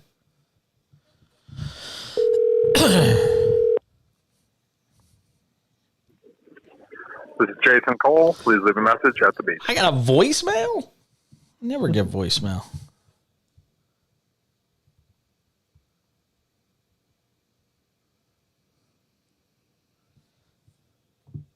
What does he cover? NFL. Outkick.com. He was the guy we talked to last time. Oh, it's the same guy. Yeah. It just happens to be the same guy. It's not like I only get him on. My regret is not getting Patrick McEnroe last week, because getting him this week is going to be impossible. Hold on 1 second. Let me get him on. You there, Jason? Uh-oh. You got me, Jason? All right, hold on one second. Good to have you all with us. SportsMap Radio. SportsMap Radio app. To update you, Alex Cobb got through the 7th. Bottom of the 7th, Giants up on the Reds 5-0. Cobb with a no-no in that game. He's just under 100 pitches. He's gone as high as, I think, 108 or 109 this year. Sam looked it up. So we'll see if he comes back out to pitch the 8th. And if he gets through the 8th, does Gabe Kapler let him go out there for the 9th? We'll have to wait and see. Not too far from where the Giants are playing right now is Jason Cole. At least I hope he is, unless he's traveling somewhere. He of Outkick.com, their senior NFL writer, also the author of this beautiful book, Shut Up, Your Kid Is Not That Great. And Jason Cole is hanging out with us on a Tuesday edition of the Cash In on SportsMap Radio. So just how dysfunctional are the Colts that they couldn't figure out a way to get rid of Jonathan Taylor? Now they're going to hang on to him for 4 weeks. He's not going to play. There's no way he could possibly wind up back on the field for that team this year, right? Probably not. I mean, I think they're just waiting for the market to get better. Because right now the market's not great for a player like that. The market will be better in 4 weeks when you sort of sorted out who is a serious contender and then who's got injuries and who needs a running back. That's how that will go. Because running back is a closer to plug-and-play position where you can trade for a guy and he can come in and have an impact with your team. Cornerback is kind of the same way. Those are the top two in terms of, hey, you can just go get this guy, put him on the field, give him some basic instruction about what you're supposed to do, and he'll go do it. The rest of it is a lot more complex, but you can still go and get those guys. Defensive tackle is a little bit simpler too, but running back would be right up there at the top of the simplest positions to make a transition. So why not wait? Why you're not really worried about the season anyways, so play it out a little bit. Who is this a greater indictment on? Is it on Taylor or is it on Irsay and the Colts as an organization? Well, I think it's an indictment on the NFL Players Association for how they, allowed contracts to be negotiated, and how they set up the rules back in 2011. So that rookies, they did two things. They reduced the amount of money that rookies would get in their first contract, but they basically kept the length of the contract the same. And because somehow the owners were able to sell to the players, the veterans should really get paid. Meanwhile, ever since 2011, they reduced the number of veterans to the lowest point it's ever been. So they've systematically gotten rid of veteran players. They're not paying the rookies, and they keep the rookies under control for essentially, if you're a first-round pick, 6 years. If you're a second-round pick, 5 years. And for a running back, that's your whole career. What they should have done is they should have said, okay, we'll reduce rookie contracts, but those guys are free agents after 3 years, so that the guys who are the best players get paid right away. And, they completely and totally screwed this up. Jason Cole, our guest, does a great job. Outkick.com, senior NFL writer, hanging out with us on the program. A lot of people are talking about the catastrophe that was the Trey Lance situation in San Francisco, with him ultimately being dealt to the Cowboys and now, playing behind Dak Prescott. Is there a chance for a sort of revival of his career there? Is it a good thing for the organization as a whole? Cast aside what we already know was a bad pick by the Niners and the way this whole thing went down. Talk about it from the Lance perspective of trying to get his career back on track. Well, I mean, you're going in a situation where people are hoping for the best out of you rather than they have a preconceived notion about, or, a conceived notion, not even a preconceived notion, but a conceived notion about what your limitations are. He's damaged goods no matter what at this point in time, and that's for good reason. The limited amount of time that he played, he wasn't very good. He's not very accurate. He's not a quick decision maker. The technical stuff about the basic technical stuff about playing quarterback, he's not very good at, such as, his eye level drops and he doesn't see downfield very well. If there's no, if he's rushed at all, he immediately drops his eye level. But, there's physical talent there. My problem with Trey Lance is, look, he needs to play. He's thrown he threw 318 passes in college. He's thrown another 102 as a pro. He just hasn't played. I don't know what he is. He needs to go out and be in, and I wrote this today, he needs to be in a developmental league. And to go practice his craft there so that they can figure out what's good and what's bad and what needs to be fixed. Right now, I think he's back with a contender, just like the 49ers are a contender, who can't find a way to put him on the field. He'd be best off if he was with a terrible team that would say, okay, we're going to give you 400 throws. Go do it. And let's see what you got. Sam, go ahead. Jason, I want to continue this Trey Lance discussion because to me, and I want your opinion on this, isn't this more of an indictment on John Lynch and Kyle Shanahan spending up to get to the pick to take Trey Lance? And we've seen the Dolphins flip those picks for the likes of Tyreek Hill, Bradley Chubb, and more, right? Are Lynch and Shanahan not on at least the warm seat at this point with this just absolute bust of a third overall pick they used? You want to go back to Jim Tom Sula or Chip Kelly?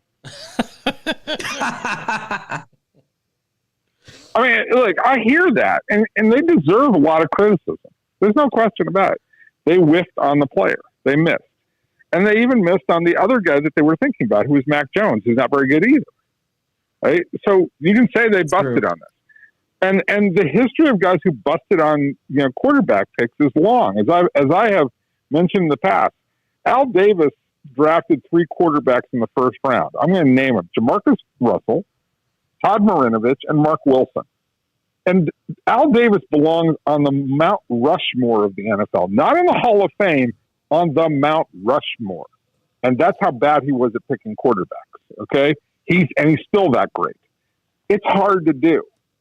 And that's not to excuse that they did a great job or, they overvalued the player. They didn't understand what was wrong. They didn't anticipate how big a jump it was from North Dakota State to playing in the NFL, especially for a guy who only played one full season. They were dreaming on a, shooting star kind of a player who flashed a lot of ability. But if you look at the rest of that team, holy cow, they're good. Right, of course. Yeah, and they're a serious contender. So I hear this complaining from fans, and you're not alone. You're echoing what a lot of other people are saying, and it's fair. Okay, say it. Now what do you want to do? Kyle Shanahan's one of the best play callers in the league. Got them to the NFC Championship game last year. Gotten them a Super Bowl. He's gotten them to 2 NFC championships. That guy can coach. He screwed up the quarterback. Okay, let's move on. Jason Cole, Outkick.com, senior NFL writer. I got time for one more here. We're getting down to 53. Of the guys you've seen let go so far, give me 1 or 2 that you think can really make an impact somewhere else. I have not. I'll be honest with you. You're asking me a question I've been not paying attention to very much today. I've been working on other stuff. So all right, fair enough. I'm gonna declare that I'm ignorant on this one. And look, any name player who gets let go right now, there's a problem because it means he's truly not healthy and not ready to play because nobody hits at this time of the season. There's a huge defect because guys are as fresh as they can possibly be right now at this part of the season. If you get cut, there's a really pretty good reason for it. Dalvin Cook, ready for week 1, you think? Yeah, why not? I mean, you're in a timeshare position. I mean, it's him and Breece Hall. So can you give him 15 touches, 12 to 15? Yeah, absolutely. And then get Breece Hall another 10, maybe 12 if the game's really going well for you. Yeah, I think that's very doable. And he needs the work. That's definitely the case. He also needs to work with Aaron Rodgers, not just he's got to get out in the field and, get his legs under him and get in shape to play full time, but he has to work with Aaron Rodgers to figure out, how do I make this thing work with him? Jason Cole, Outkick.com, senior NFL writer. He's a Hall of Fame selector as well and author of the book, Shut Up, Your Kid Is Not That Great. Jason, you are great as always, my friend. We'll talk to you soon, my friend. Anytime. All right, Jason Thank Cole. you. Take care. Bye. Jason Cole hanging out with us. You should see the play that just preserved this no-hitter going to the 9th inning, or bottom of the 8th now, in San Francisco. We'll tell you about it on the other side. Stay with us. Wow, what a diving play Slater just made in center. I mean, just picked it up off the ground. They're reviewing it. Happen. They're reviewing it. Hold on. Here's the official call. It's an out. It's an out. Going to the 9th. Our break? Huh? 4 minutes. How long is our break? 4 minutes. All right, I'm hitting the bathroom. Don't worry. Quick, okay? Yeah, go ahead. It's fine. All right, I'll be right back. Wow, no hitter intact going to the 9th. He's around 110 pitches.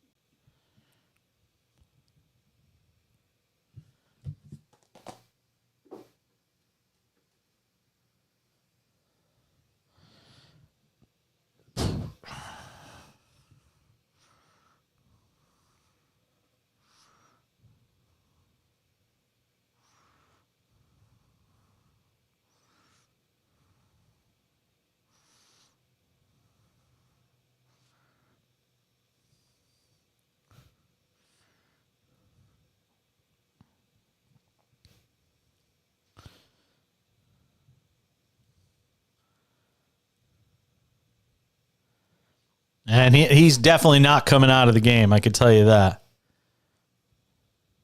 How many pitches has he thrown? I think he's around 110, but he's not coming out. Like you could see in the dugout, he's not coming out of this game.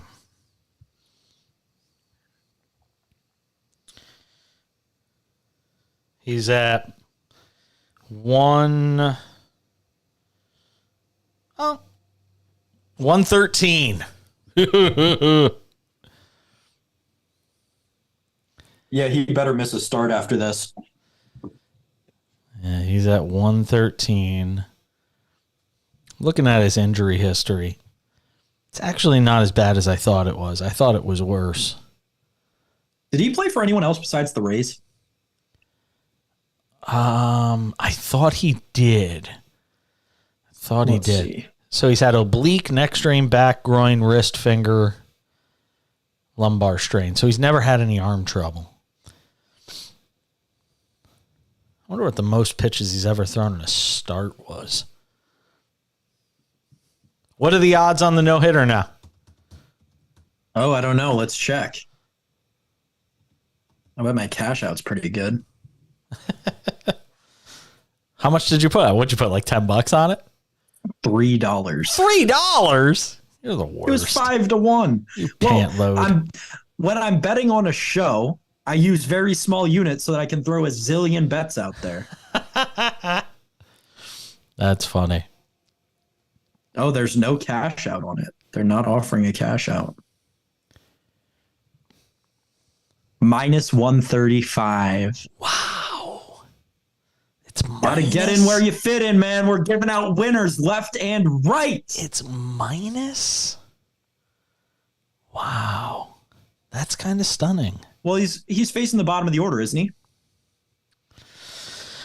Yeah, I suppose he is. Baltimore and the Angels were the two teams that he pitched for. Baltimore, that's right. I remember Baltimore. That's weird. I do not remember him with Baltimore, but it was during the beginning of my college years when I wasn't paying attention to baseball at all. Here's the thing. Do you want a long inning here or do you want a short inning? Or a medium-sized inning? They just added the lead now. It's 6-0. All right, we're coming back.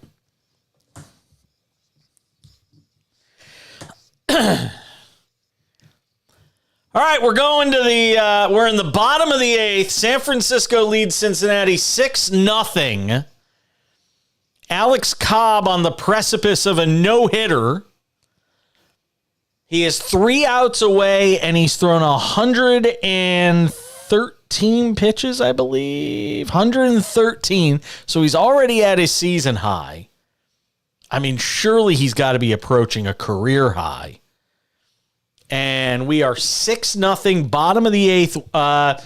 Prince of Picks, Sam Yarnell, is hanging out with us, as he will be now every night on the show. Tonight is the first night of our sojourn together in this late night window.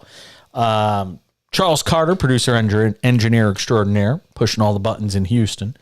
So what are the current live betting odds on the no-hitter? You got it at what, plus 550? I got it at plus 550. It's minus 135 right now. Wow. It's not bad. It's good money. Not bad at all. See, but here's the thing. Here's an interesting thing. Do you put a small amount on it at plus 550, or do you hit it really hard at minus 125 or 130? See, to me, and I got to tell you, if it's me, I'd rather wait until where we are now, only have to get 3 outs, and hammer it at minus 125 or minus 130. See, that's more my mentality.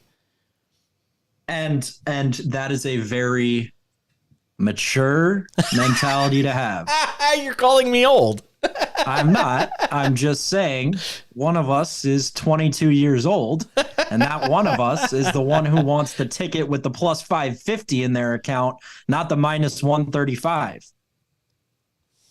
Gotta play it safe sometimes, man. Can't lose what you don't put. Can't lose what you don't put in.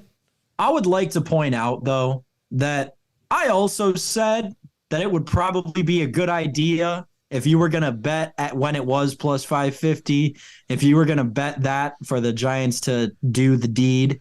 Not going to say the word because we were so close. But I said that if you were going to bet that, it was probably a good idea to take the over at 6.5 as well. We are a single away from at least having our cake and potentially eating it too. I told you take the under. My bet was take the. You couldn't parlay that, right? You couldn't parlay the under in the no-hitter, right? It's a special, so you can't. It's a straight bet no matter what. That's what I figured. But I would have taken the under, and I would have what I told you before was take the under, and take the no-hitter. The number is still 6.5, even juice both ways. If you want that under, it's all yours for the taking. I'm on the edge of my seat watching this. You ever been to this ballpark in San Francisco? I think it's Oracle Park now. It is number 2 right behind Pittsburgh. I haven't been to Pittsburgh. I hear it's beautiful. That's what I've heard. I've heard the experience there is just outstanding. But no, I've never been to Oracle. I've heard wonderful things. It's nice. I've been there. Yeah. Yeah. I've been to both of those ballparks out there. I think I've been to 14 or 16 of the major league ballparks. I think that's more than me. My favorite, weirdly enough, and I know that there are going to be listeners out there that get upset with me for 2 outs, by the way. 2 outs, runner on second. There's a chance that I've never been to the stadium that you're thinking of that's better than this. But my favorite stadium that I've been to, when you take into account everything between view of the field, fan experience, food, general, cleanliness of the stadium, Great American Ballpark in Cincinnati. Really? I never would have thought that. Everybody. But I thoroughly enjoyed my time at Great American Ballpark. I really did. I'm trying to think. I've been to Yankee. I've been to Old Yankee, New Yankee, Boston, City, Shea, Baltimore, Washington, the Metrodome. Oh. Before the roof fell in? I went to the Metrodome. Let me tell you something. I saw a game in the Metrodome in 1998. I think it was Twins Cardinals Interleague, if I'm not mistaken. And there was such a severe thunderstorm that the towers on the top of the dome were shaking back and forth, and we were all looking at each other saying, this is where we die today. Wrigley, Metrodome was the stadium that Brett Favre was supposed to play the playoff Yes. game in, and the snow collapsed the roof, Yes, right? yes, That's the same stadium? yes. Okay. Wrigley, San Francisco, Oakland. I think I've been to like 11. I think I've only been to like You've never 11. been to L.A.? You've never been to Isn't this either crazy? LA? I've lived here 4 years. I have not been to an Angels game, Dodgers game, or a Padres game. I've been to a Dodgers game. I How haven't have been to you any not of them. been to one? You want to know why? I don't, unless I'm sitting in some bougie seats, unless I'm sitting in a press box, a luxury suite, or bougie seats, I'm not going because I don't like, the older I get, the less I like crowds. Yeah. I hate being, especially like, oh God, I'm going to get crushed for saying this because I'm going to sound so uppity. Bleacher seats.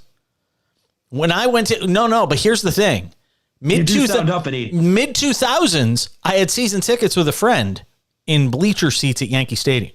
So I used to do nothing but bleacher seats.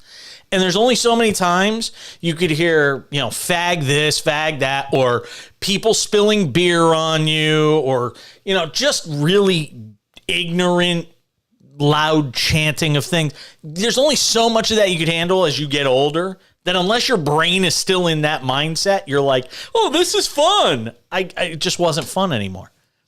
You know how many times I had beer spilt on the back of my legs sitting in the bleachers at Yankee Stadium? Oh, it used to drive me nuts. So I couldn't, now, if I'm not sitting in some really expensive seats, just not going. Yeah, I mean, exactly. Nope, not even a little. You're exactly right, Charles. By the way, I love when TV coverage does this. The Giants are on NBC Sports Bay Area. They don't go to break as Cobb comes out for the ninth. They cover the whole thing with him throwing the warm-up tosses and all that stuff. So he's got 8-9-1 here in the ninth. 8-9-1, so it's Marte. Let's see. It's Marte, Friedel, and Steer. And if it gets past any of them, De La Cruz. So it's gonna be a fun ninth inning, man. Cobb at 113 pitches, 7 strikeouts, no walks. If not for an error in this game, he would have a perfect game going.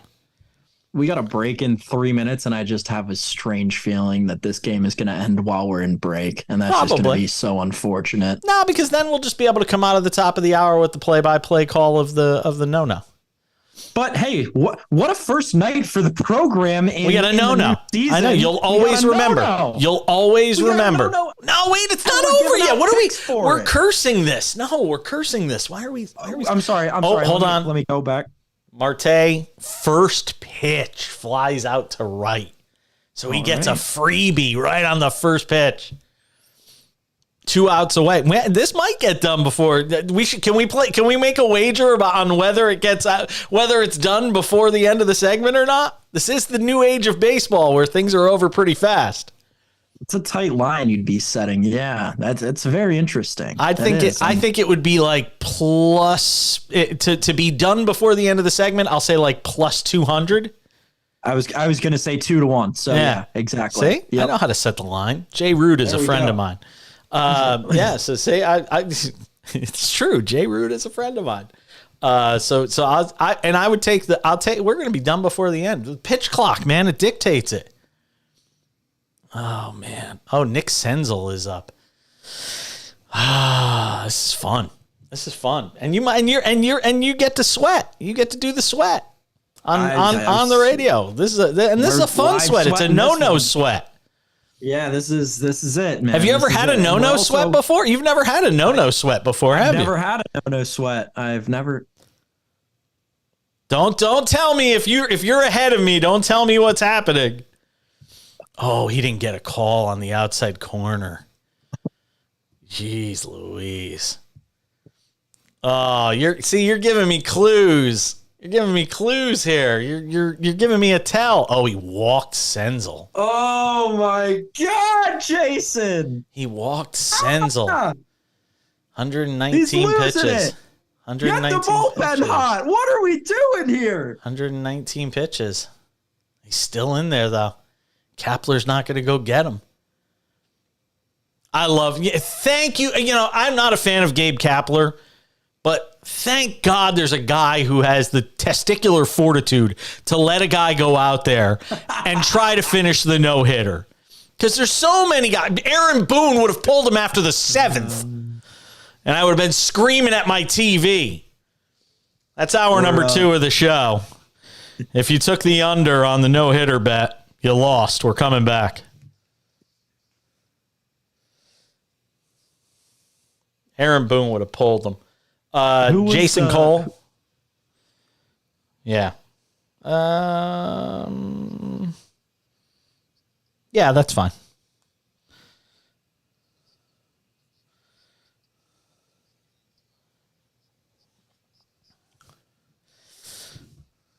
Yeah, see, you're ahead of me because you're just looking at the pitch cast, so don't tell me. Yeah, I know. You're driving me nuts. I can't even look at your face right now because you're a terrible poker player, and I'd be able to see all day what you're holding. I gamble on sports, not cards. Oh, poker's not gambling, dude. It's winning if you play it right. It's 100%. I'm good enough that I don't even have to look at the cards. That's my game, man. Really? Oh, yeah. I've been a poker player for 10 years. Oh, no! No. Can of corn. 2 outs! 123 pitches. Oh, my God. Turn off your thing. I don't want you to know before me. Turn it off. I didn't. You're the one who just told me there were 2 outs. Now you're ahead of me. God, he got good wood. It just didn't go anywhere.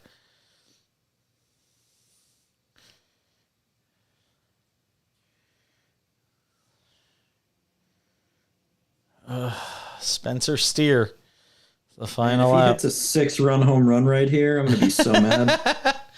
And see? Under and the no-hitter. Like Randy Orton. I'm doing my Randy Orton impersonation. Oh my God. I need that to go in the commercial. No hitter in San Francisco. There it is. Oh no! It's a base hit to the wall. Oh, and a run scores. It goes over. Oh my God. It goes over. No hit. He had 1 out away from a no hitter. Oh, and it was that close to being caught. That's the worst part about it. It was that close. Sam, it was that close. Hey, you know what they say, man? The degenerate gambler mantra. Best feeling in the world, winning a close bet. Second best feeling in the world, losing a close bet. Yeah, that's so true. Oh. Dude, I would have got, oh, dude, it was that close to being caught. I want to see the route. I would love to see the route that he took. I would love to see the route the outfielder took to the ball because the right fielder missed it by that much. Let me see it. Hold on. I want to see the route that he took. Let's see. It was a meatball over the middle. Oh, his first step was in. Oh, Matos' first step was in. Oh, he missed it by that much. Ugh. Oh, well, the Twitter viewers saw the reaction. Yeah. That's tough, man. It's tough. He's letting Cobb finish it, though. I would have pulled him. He's at 125 pitches. Dela Cruz at the plate. Like, what are you doing? Reds money line. Let's do it.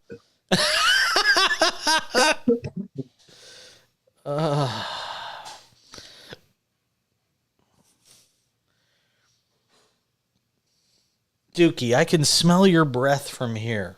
That's how bad my dog's breath is. I could smell it from here. You're on the floor. That's wild. Oh, it's ripe. You look like my nephew in your Vineyard Vines polo. Thanks. I just got a bunch of new ones. See, I wear Penguin and you wear Vineyard Vines. That's right.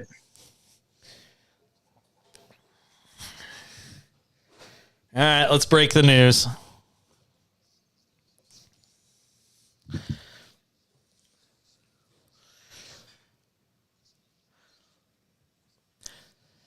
Final hour of a Tuesday/Wednesday edition of the show.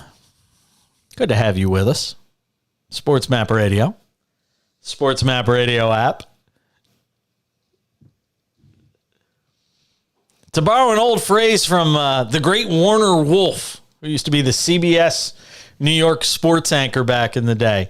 If you had Alex Cobb throwing a no-hitter for the Giants, you lost. 2 outs in the 9th inning, and Alex Cobb lost the no-hitter.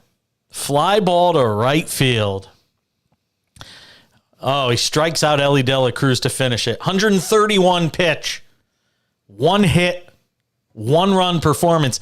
Also, if you had under 6.5, as I would have bet, you also lost. That is rough, dude. He was 1 out away. So Kapler leaves him out there. He throws over 130 pitches. He doesn't get the no-hitter. You probably lose him for his next start.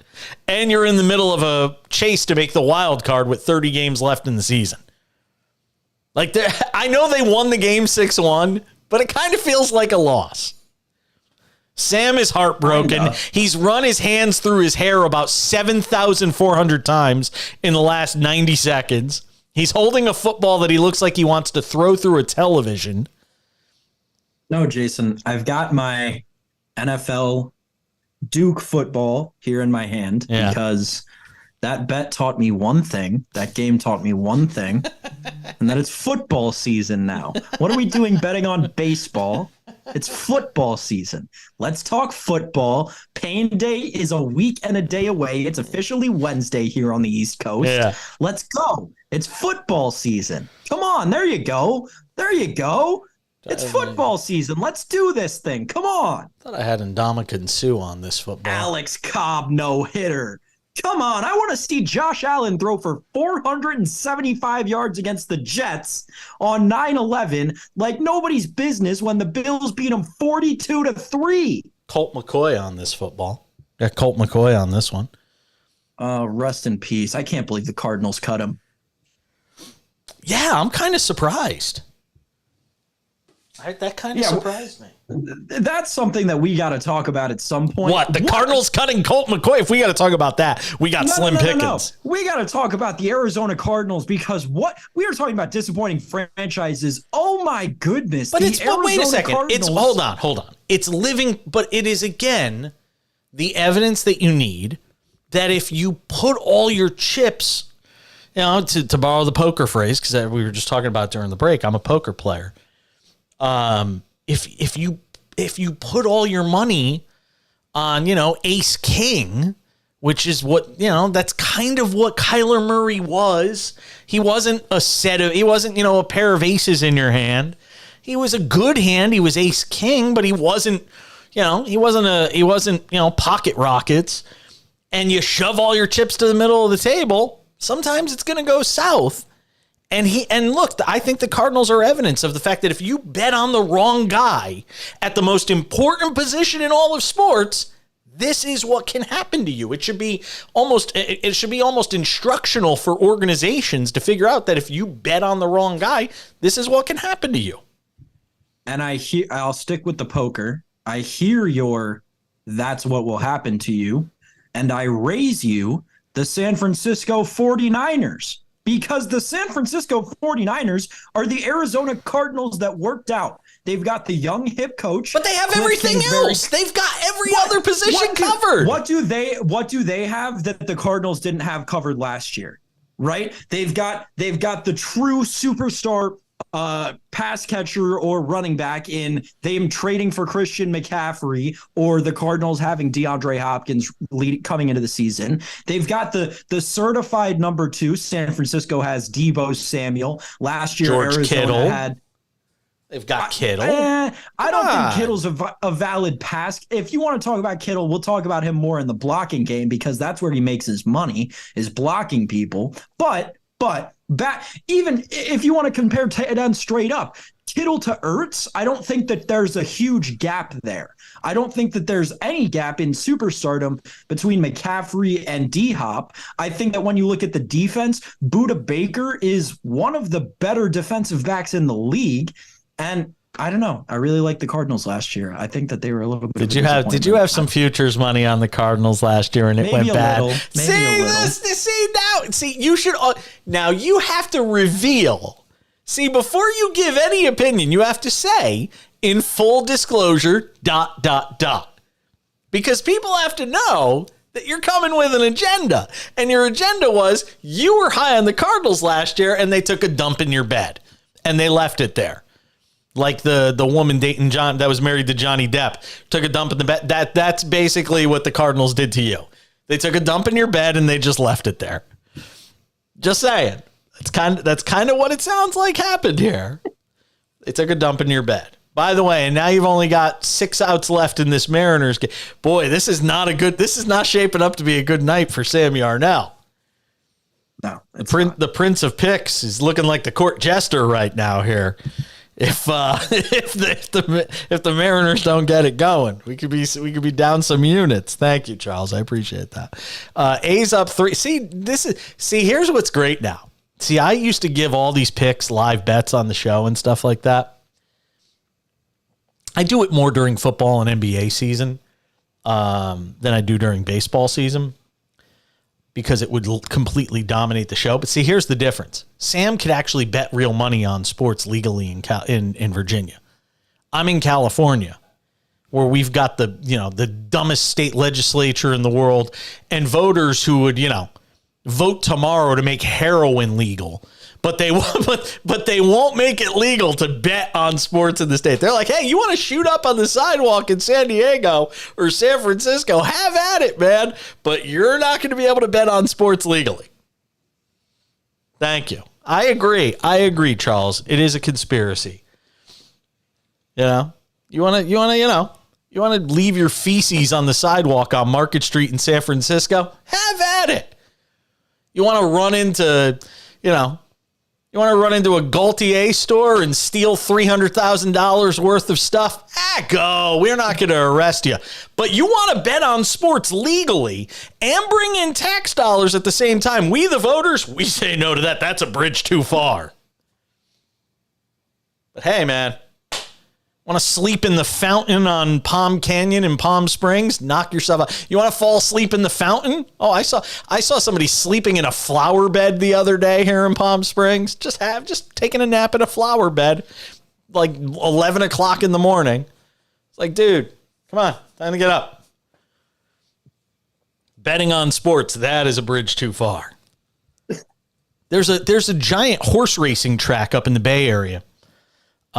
Just outside San Francisco near Oakland, that's actually about to close down, this historic horse racing track. And the reality is, if sports betting had been legalized last year or whatever, 2022, November of 22, if it had been legalized, that horse racing track would have stayed open because that's one of the places you would have had legalized sports betting. And now that horse racing track that's been there forever is going to go out of business. Become a giant parking lot or something, or another place where people can shoot up and do heroin in the Bay Area. That's what they're all about. Which, hey man, if you want to do that stuff and destroy your life, knock yourself out, have at it. But I can't have sports betting. I cannot bet on sports in California without having to worry if I'm going to get my payout from some website or something that's in Costa Rica. It's ridiculous. Thank you. I am Jason Page, and I approve this message. You're 4 outs away, by the way. If I'm going down, everybody's coming with me tonight. Not looking good for me. Nah, it's not. Bad first night on the program. We'll be. Why don't you head? What's the live betting on the total? Is there a live bet available on the total right now? Yeah, 4.5 is the number. You got juice to the under. How much is it? I don't know. What is it on the under? I don't know if there's another. So it's minus 115 to the under, minus 111 to the over. Minus 115, 115? Correct. Oh, I would be hedging that all day if I were you. Yeah. Because I'm watching It's this tough. game right now, and the Mariners aren't doing anything offensively. I'm giving you a bet. I'm giving you a winner, Sam Yarnell. I am giving you a winner. This is me throwing Sam Yarnell, the Prince of Picks, a lifeline to get on the board with a W tonight. Take the under now while you can. Click it, click it, click it, click it. I'm giving you a winner. All right, we're in on the under. Thank I you. would just like to point out that now that I've placed the bet, just so all the listeners know, that when I tried to bet or hedge the over in the Giants-Reds game, I was talked out of it by yours truly, the namesake of this show. So it takes a lot for me to trust Jason with totals here, people. Totals are my favorite, dude. Live betting totals in baseball, that's where I think you make your money. Live betting totals in baseball, I think it is where you make your money. Be selective, be smart, especially when you could watch the games and watch a team's body language. You could tell when teams are trying to just get out of town on a getaway day. There's just, you can, and I think it's the difference between, sitting there and looking at a pitch cast or a game cast versus watching a game live.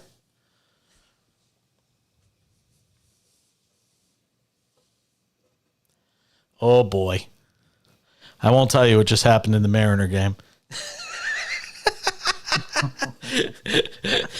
Two out base for the Mariners. Mike Ford. This game's going to end 3-2. We're coming back. This is great. I can't win for losing. You're going to be fine. You're going to be fine. Mike Ford just hit inside out at a ball to no man's land and left. Oh, it's great. I gotta get this game up.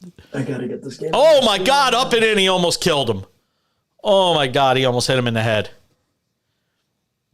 Wow. Oh, Ford's at second with 2 outs. Wild pitch. Here it comes. This game is going to end 3-2. This game is going to fucking end 3-2. Oh, my God.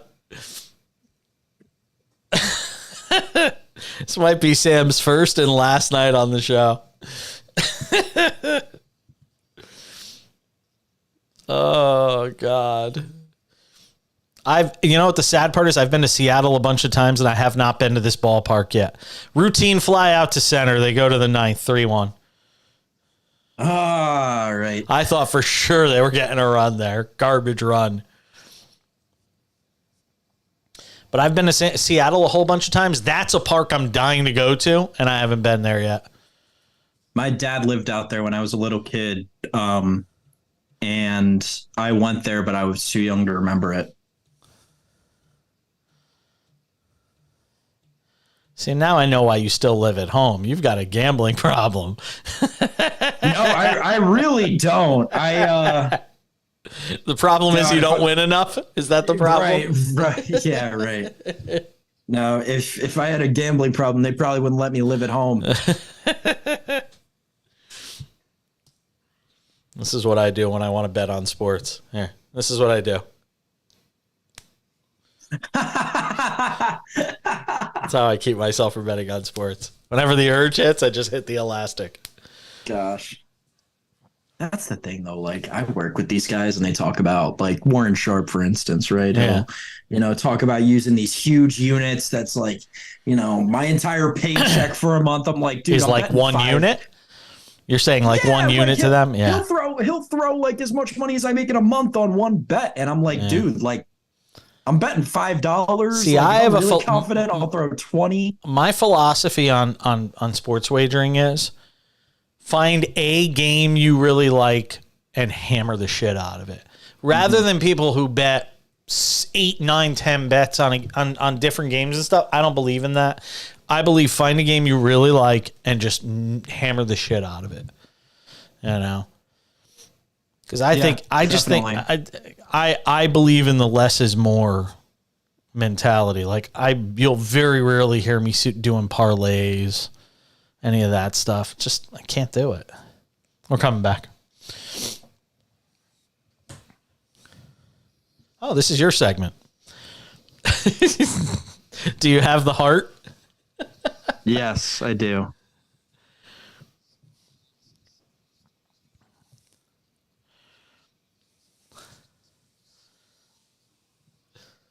All right. Here's good news for all you people that listened to me when I said take the under in this A's Mariners game. The bottom of the 8th. Brave pick by me, right? I said take the under, and it's looking good. One out in the top of the 9th. Under was 4.5 when we took it at -115. Jason Page is given one lock tonight, and it's going to come in. There you go. This is going to be it. I'm going to get Sam off the schneid tonight because he's had a bad night. He had the no-hitter broken up with 2 outs in the 9th. He had the under in that game. Did you take the under? Yeah, I got on 4.5. I got under 4.5. No, on the Giants game. Giants Reds game? No, okay. I didn't take the under because I was I didn't take the over, which is what I was thinking. That's what you were going to take. I was thinking taking the no hitter and the over, and I was talked out of it by one host of this show. But you know what the good news is? You listen to my next pick, and that's going to be the winner. That's going to be the one that gets you off the schneid tonight and gets you a W. My God, the Mariners are going to hit a solo home run to lead off the bottom of the 9th and then go 1, 2, 3. I can just feel it.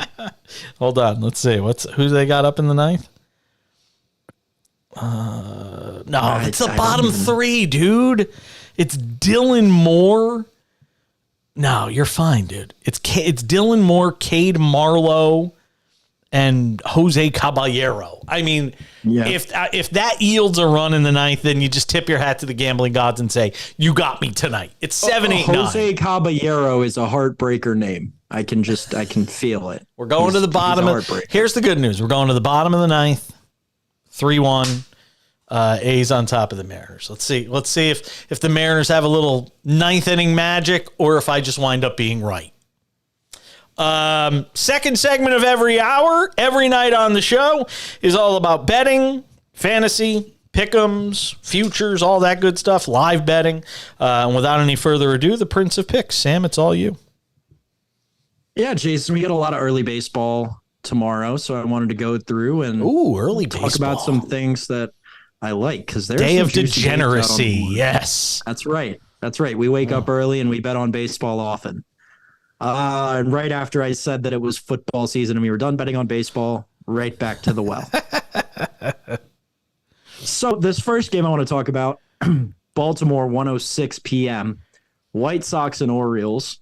Totals at 9, even juice to both sides, but it's Dylan Cease and Kyle Gibson starting. That seems like an automatic under to me.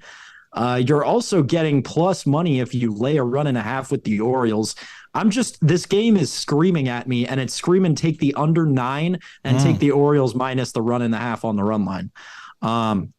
That's a play. Those are 2 plays that I'm definitely going to make headed into tomorrow, and I cannot wait to talk about on tomorrow night's show with you.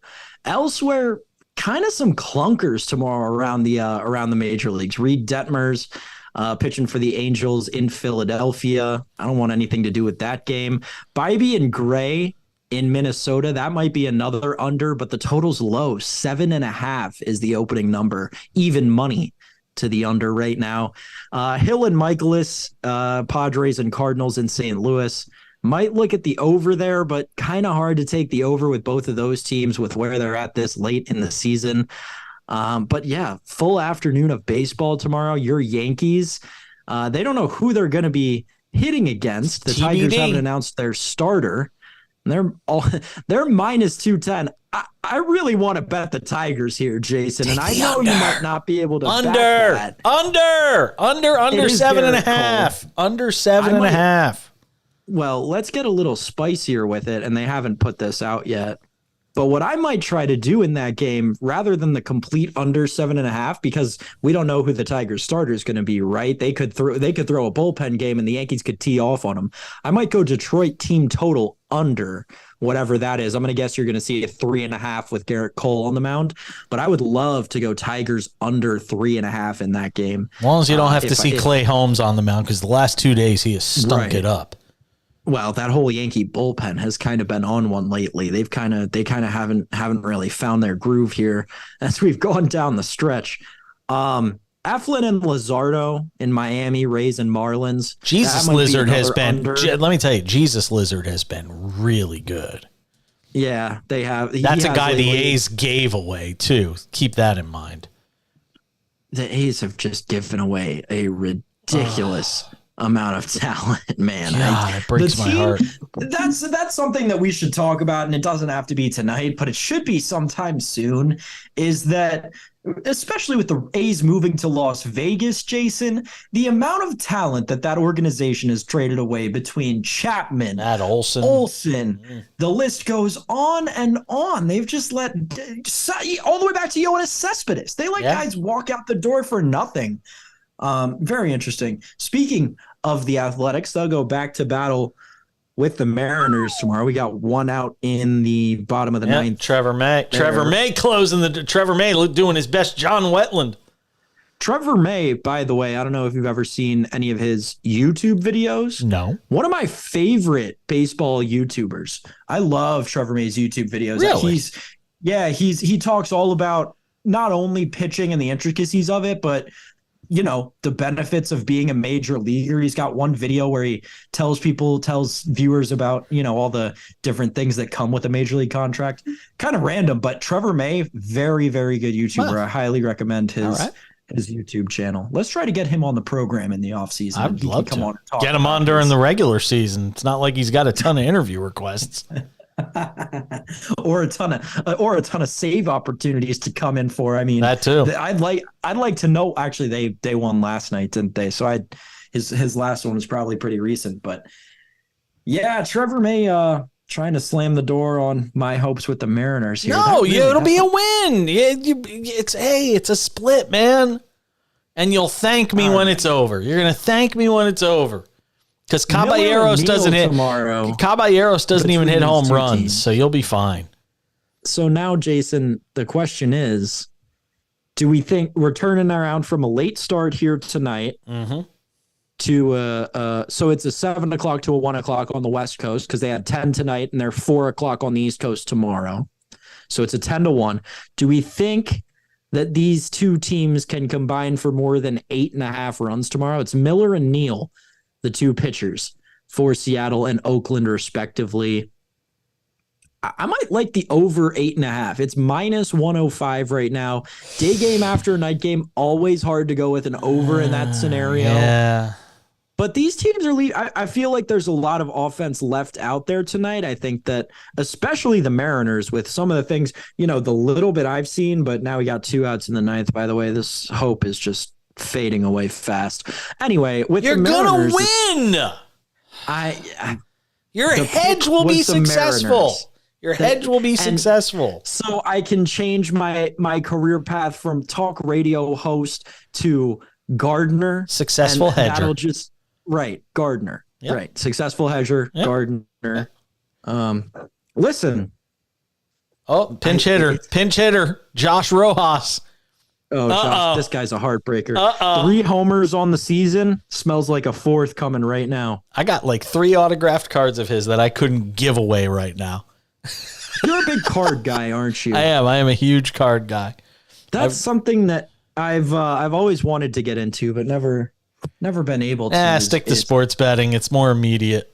Yeah, betting on guys to be good with sports cards takes forever to get paid off. Right, and then you have the situation. Wander Franco. That's exactly what I was. You know how many people invested huge money into Wander Franco cards right now? Sure. That are just left holding the bag.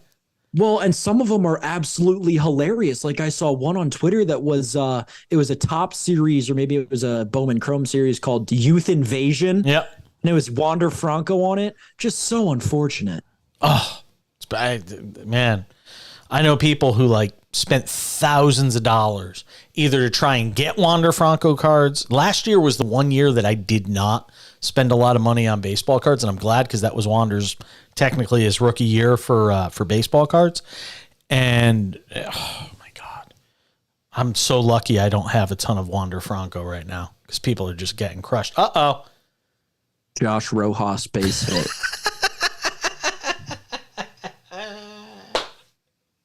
You know it's coming.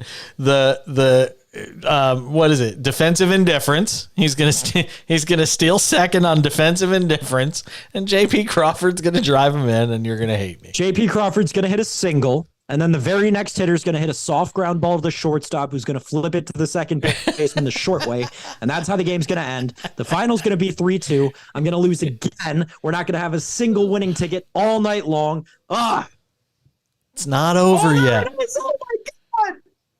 Oh my God is right. Is Rojas going to score on this? No, they held him at third. Second and third, 2 outs. The dramatic conclusion to the hedge from hell. It's the cash in. Stay with us. Oh my God, I thought he was scoring. Man. I thought he was scoring on that. I thought he was scoring on that for sure. I did too. I saw it down the line. I was like, that's a double. It's going to plate him from first. I got to plug in my watch. I can't believe he didn't score on that. I know, dude. That's such. All right, so now we're rooting for a 3-run home run, so you win it one way or the other. Exactly. That double put me in kind of a good spot. I'm actually not super upset with that. Oh, it's Eugenio Suarez, man. Did you just see the guy with the shoe on his head? Yes. Why, do you have it on? Yeah. Oh, do you have MLB.TV? No way! Stop. Yes, You're ahead of me. I do have MLB.TV.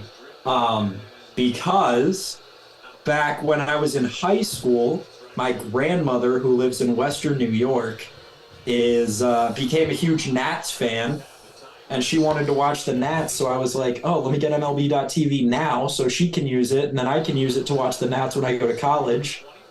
And that's exactly what happened. And I just never unsubscribed from it. I've had T-Mobile forever, and T-Mobile gives it away to their perk of T-Mobile. It's the greatest thing ever. You told me about this on air, and I Yes. still haven't linked my accounts. Yeah, dude, it's free. I mean, you get it with T-Mobile. It's fantastic. It's my favorite. It's my favorite thing of T-Mobile. 'Cause God knows I pay enough money to them every month. Come on, Eugenio. Oh, we blew the cheese by him. 96 up in the zone.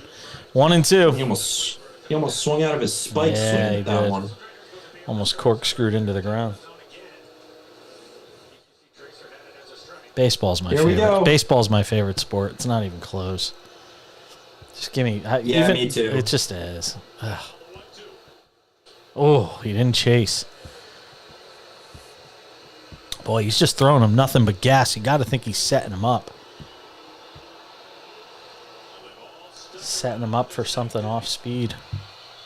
I played club baseball in college. Did you know that? Did I ever tell you that? No, I played in high school. That's it. Ooh, he stays alive. Yeah, my shoulder is shredded cheese now. I used to be a pitcher. I was both a pitcher and a catcher at various times. Hold on, let me mute the mic before I say this.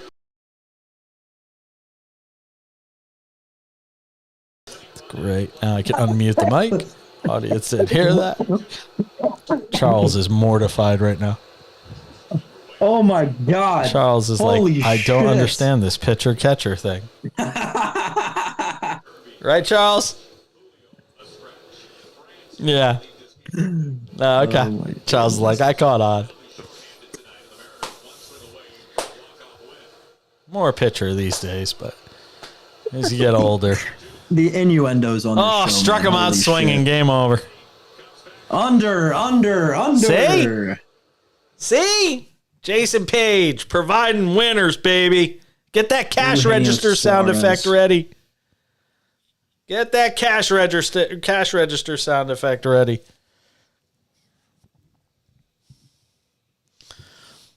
Just winners from Jason Page. Nothing but winners. I want winners. Damn you!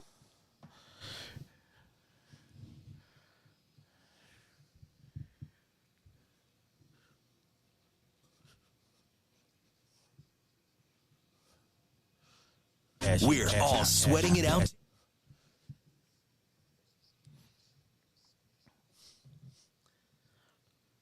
What do we do on this show, Charles Carter?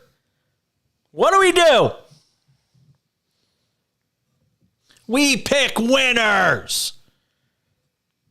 I told my, come on, give me a little cool in the gang.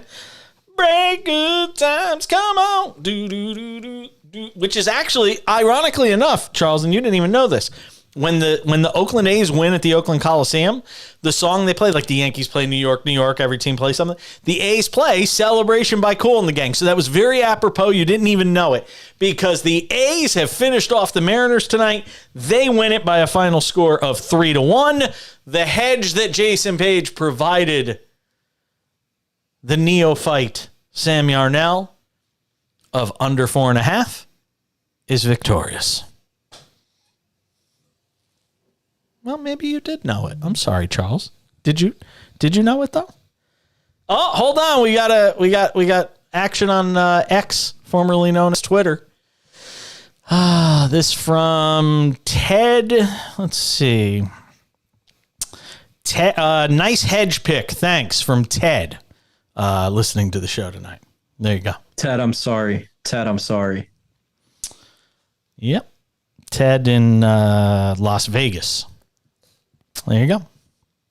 Ted, we're giving you winners, baby. That's what we do.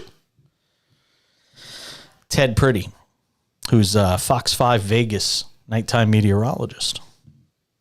Talk about the easiest job in the world, by the way. Meteorologist in Vegas. No offense, Ted, I love you. No offense.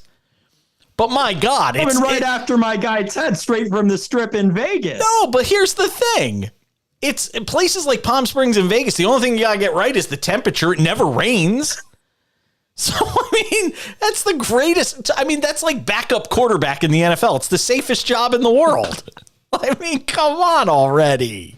Ted, if you're still listening, I promise if you give me a follow at Sam_Yarnell, I will not come at your job or any nighttime meteorologist in the greater Las Vegas area. Can I tell you the funniest thing?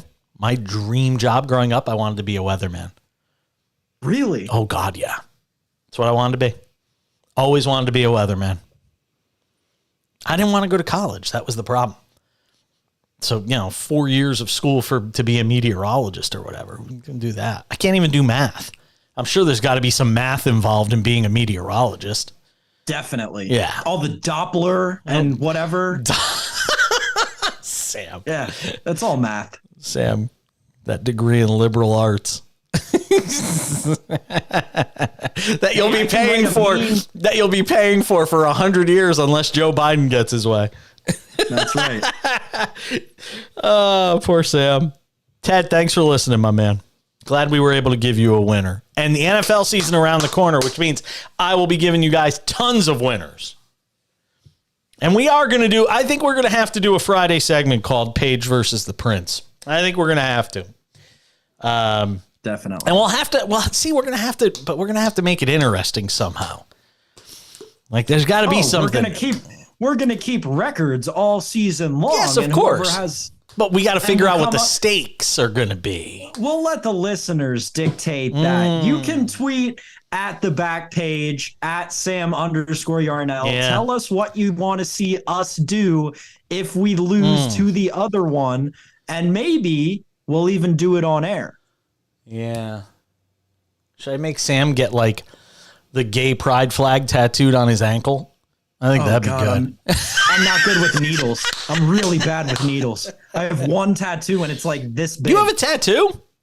It's tiny. I've been dying to get my first tattoo and I don't have one yet, but I'm getting one here on my wrist. I'm pointing to my wrist, like where the watch band goes. It's going to hurt. But the tattoo is going to be Pac-Man being chased by the 4 ghosts. Oh, that's cool. That's very cool. Yes, but you have to ask what it signifies. What does it signify? What it signifies is the endless chase, because Pac-Man is a game with no ending. It's the grind. Oh. It's emblematic of the endless grind, which is what Pac-Man is. Pac-Man doesn't end No. when you eat all the little Nope. beads. It and just then keeps eat going. all the No, ghosts? it's every board. It just keeps looping. Gets faster and faster. Huh. Yeah, never. There is no ending to Pac-Man. It's the endless. It is the endless grind.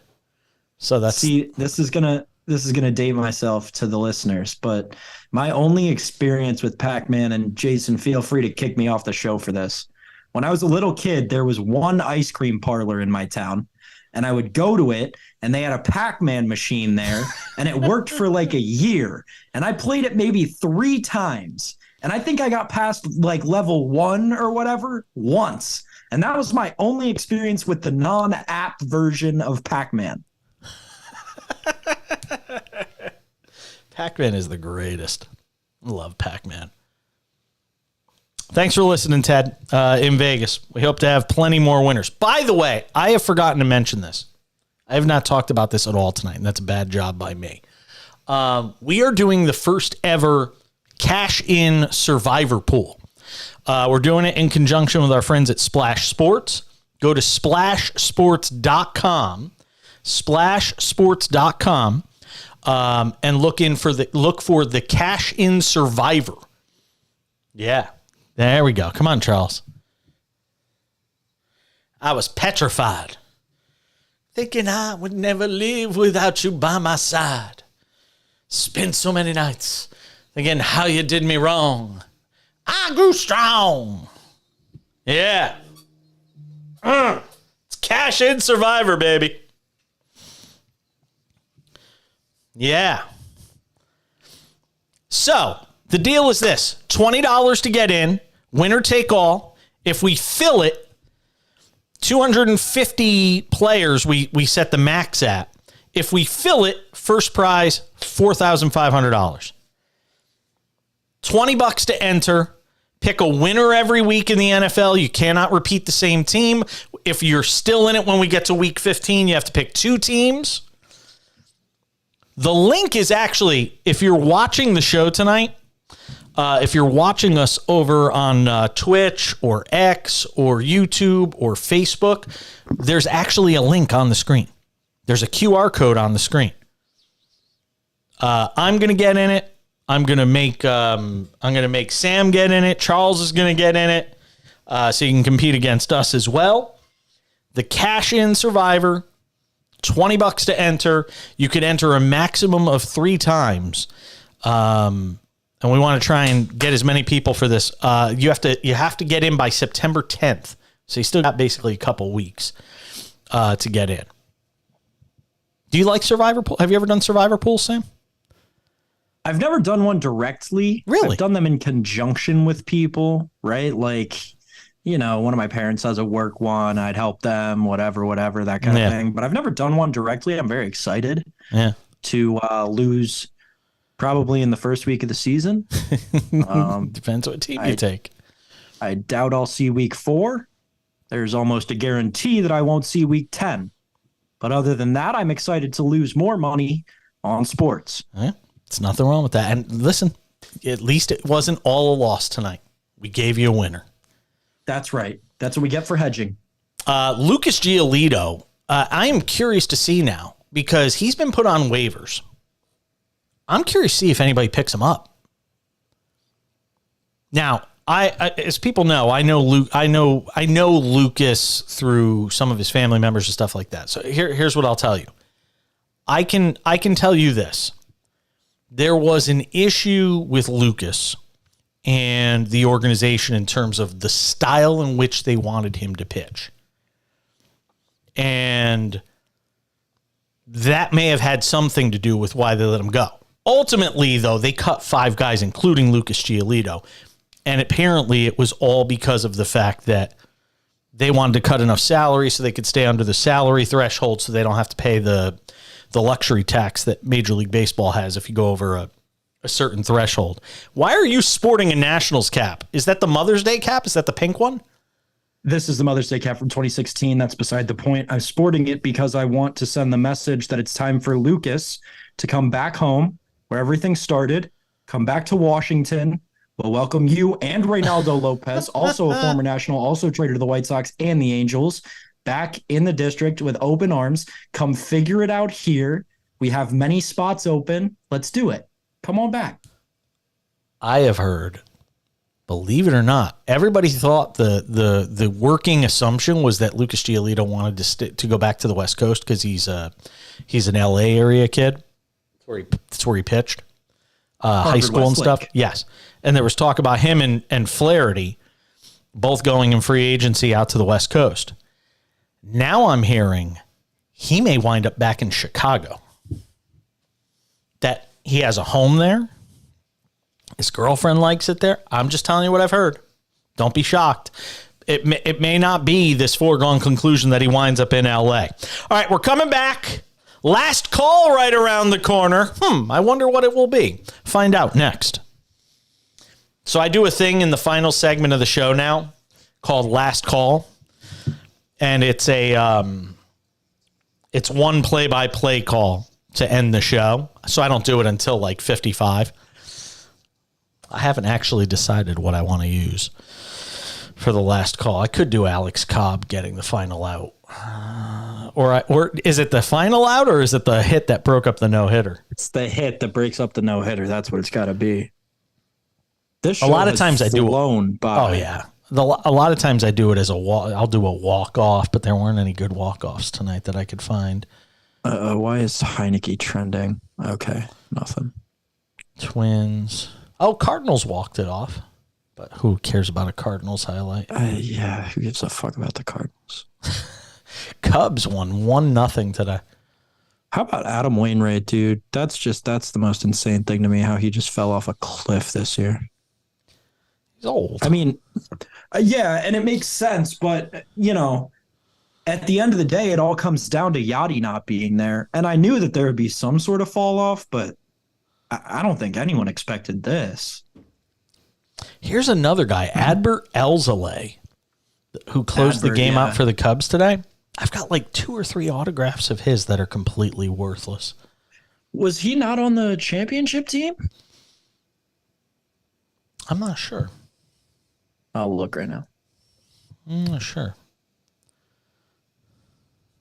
No, he wasn't. He debuted in 19. Yep.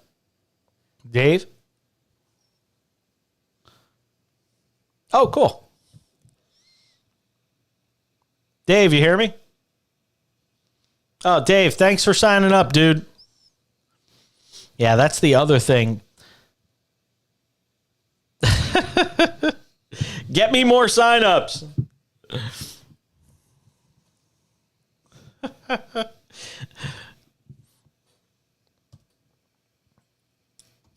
What'd he say? I couldn't hear him, Charles.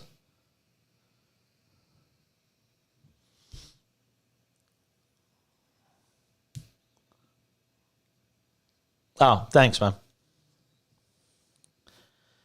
Let me see. Tell Dave I'll talk to him off there. I'll type to him. Let's see here. What's up? I'm on a break for 2 more minutes. It's not a cockroach. Is it a cicada? It might be a cicada. It's not a cockroach though. Do we want to show it on camera and ask the audience what it is? No. Let's ask the audience. What kind of bug is this? Anybody know? Anybody? Let it focus. Let it focus. It looks like a cricket. Oh, it might be a cricket. Yeah, that's a cricket, dude. Oh, see? There you go. Mr. Wizard over there said it's a cricket. I believe him. It's a cricket. It's a cricket. Speaking of wizards, the Wizards are going to be great this year. Really? No. But that is something I will go on multiple rants about throughout the course of the NBA season is the Washington Wizards. Because, man, I got a lot in the tank about that basketball team.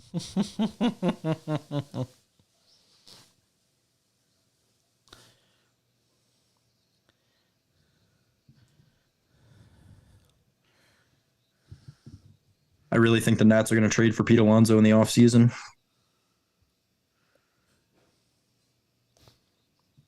Hold on, Charles. Say that to Sam. I said Kyle Kuzma and the ascension of Jordan Poole. That's what I'm saying, bro. Say, yeah. It's a pool party in the DMV. Don't even mention Corey Jesus. Kispert on the wing. All right, Corey Kispert, coming one back. of the best defenders God in the help league. me.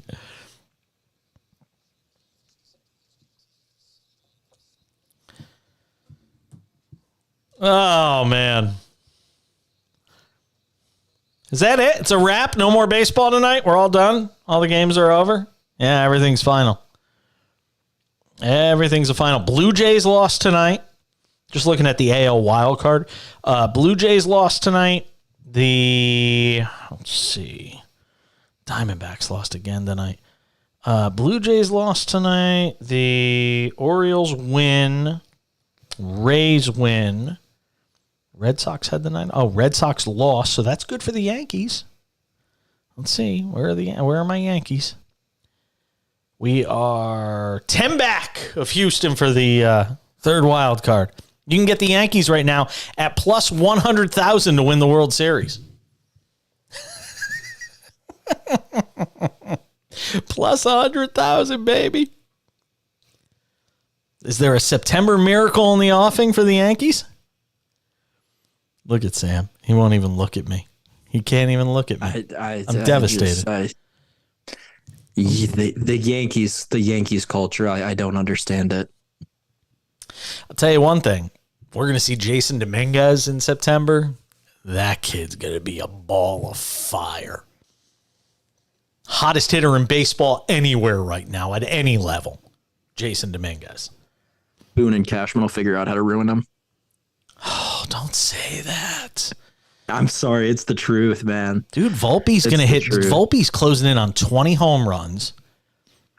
I don't care what his average is. I was going to say, how many strikeouts go along with that? A few. He had, but this is it. This is Anthony Volpe in a nutshell. He had his first 3 at-bats tonight, 3 strikeouts, and then he hits a home run in his 4th at-bat. I get it. 130 strikeouts, Jason. Does he really have 130 strikeouts? In 482 plate appearances. All right, so he's 1-4. Well, a little under 1-4. A 25% strikeout rate that's got to be near the top of the league. His home run total is near the top of the league for shortstops. He's one of the best defensive shortstops in the league by metrics. So, by the way, I misspoke before. I said the Angels released 5 guys. They put 6 guys on waivers. By the way, the Yankees also cut Josh Donaldson today. Wonder if anybody, is that it for him? Is that the end of his career? That's tough. Where does he go? Like, that's what I'm saying. Who needs? That's the thing is who needs a Josh Donaldson, right? Plus he's not well regarded as like a great locker room guy. I don't think. Not good defensively. I think he's rubbed some people the wrong. He's 37 years old. If that's the end, he made 21. Wow, he made so much money. God, he made so much money.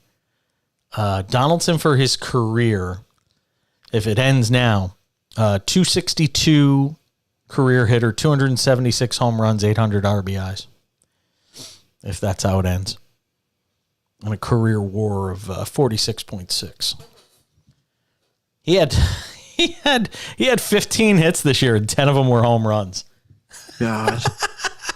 It's Joey Gallo-esque numbers. You know how much money Joey Gallo got paid this year? Way more than he was worth or deserved. Do you know how much money Joey Gallo got paid this year by the Twins? I don't, and I don't think I want to. It's gross. Yeah. Joey Gallo, 2023 salary. 2023 salary. Gallo got $11 million. $11 million for an organization that doesn't even spend a lot of money. For an organization that doesn't spend a lot of money and then spent a lot of money on 20 homers and 138 strikeouts. He has 20? You want to talk about? Wow. Yeah. That is Anthony Volpe who can't play defense. That's who Joey Gallo is. He's Anthony Volpe and can't play defense. By the way, it almost feels like a lot. I've said this all year. I'm curious if you agree with this. When you lose to a team as bad as the A's, considering how many losses they have, how many teams have racked up wins against them, and that sort of thing. It's almost like you're losing a game and a half. It is. It's almost like you lose a game and a half. It's not one loss. Not all losses are created equal. When you consider that only 32 times they've won, or whatever it is, 30 whatever times, 39 times now, 38 other times this year they've won games. You're losing ground more than just a game in the standings. I know technically everybody will say it's a game and all this, but it's really not. Because they've been beaten 94 times this year. So almost everybody that plays them beats them 3 out of 4 times. I don't know. I'm just saying. Maybe there's no way that the A's have swept a single series this year, right?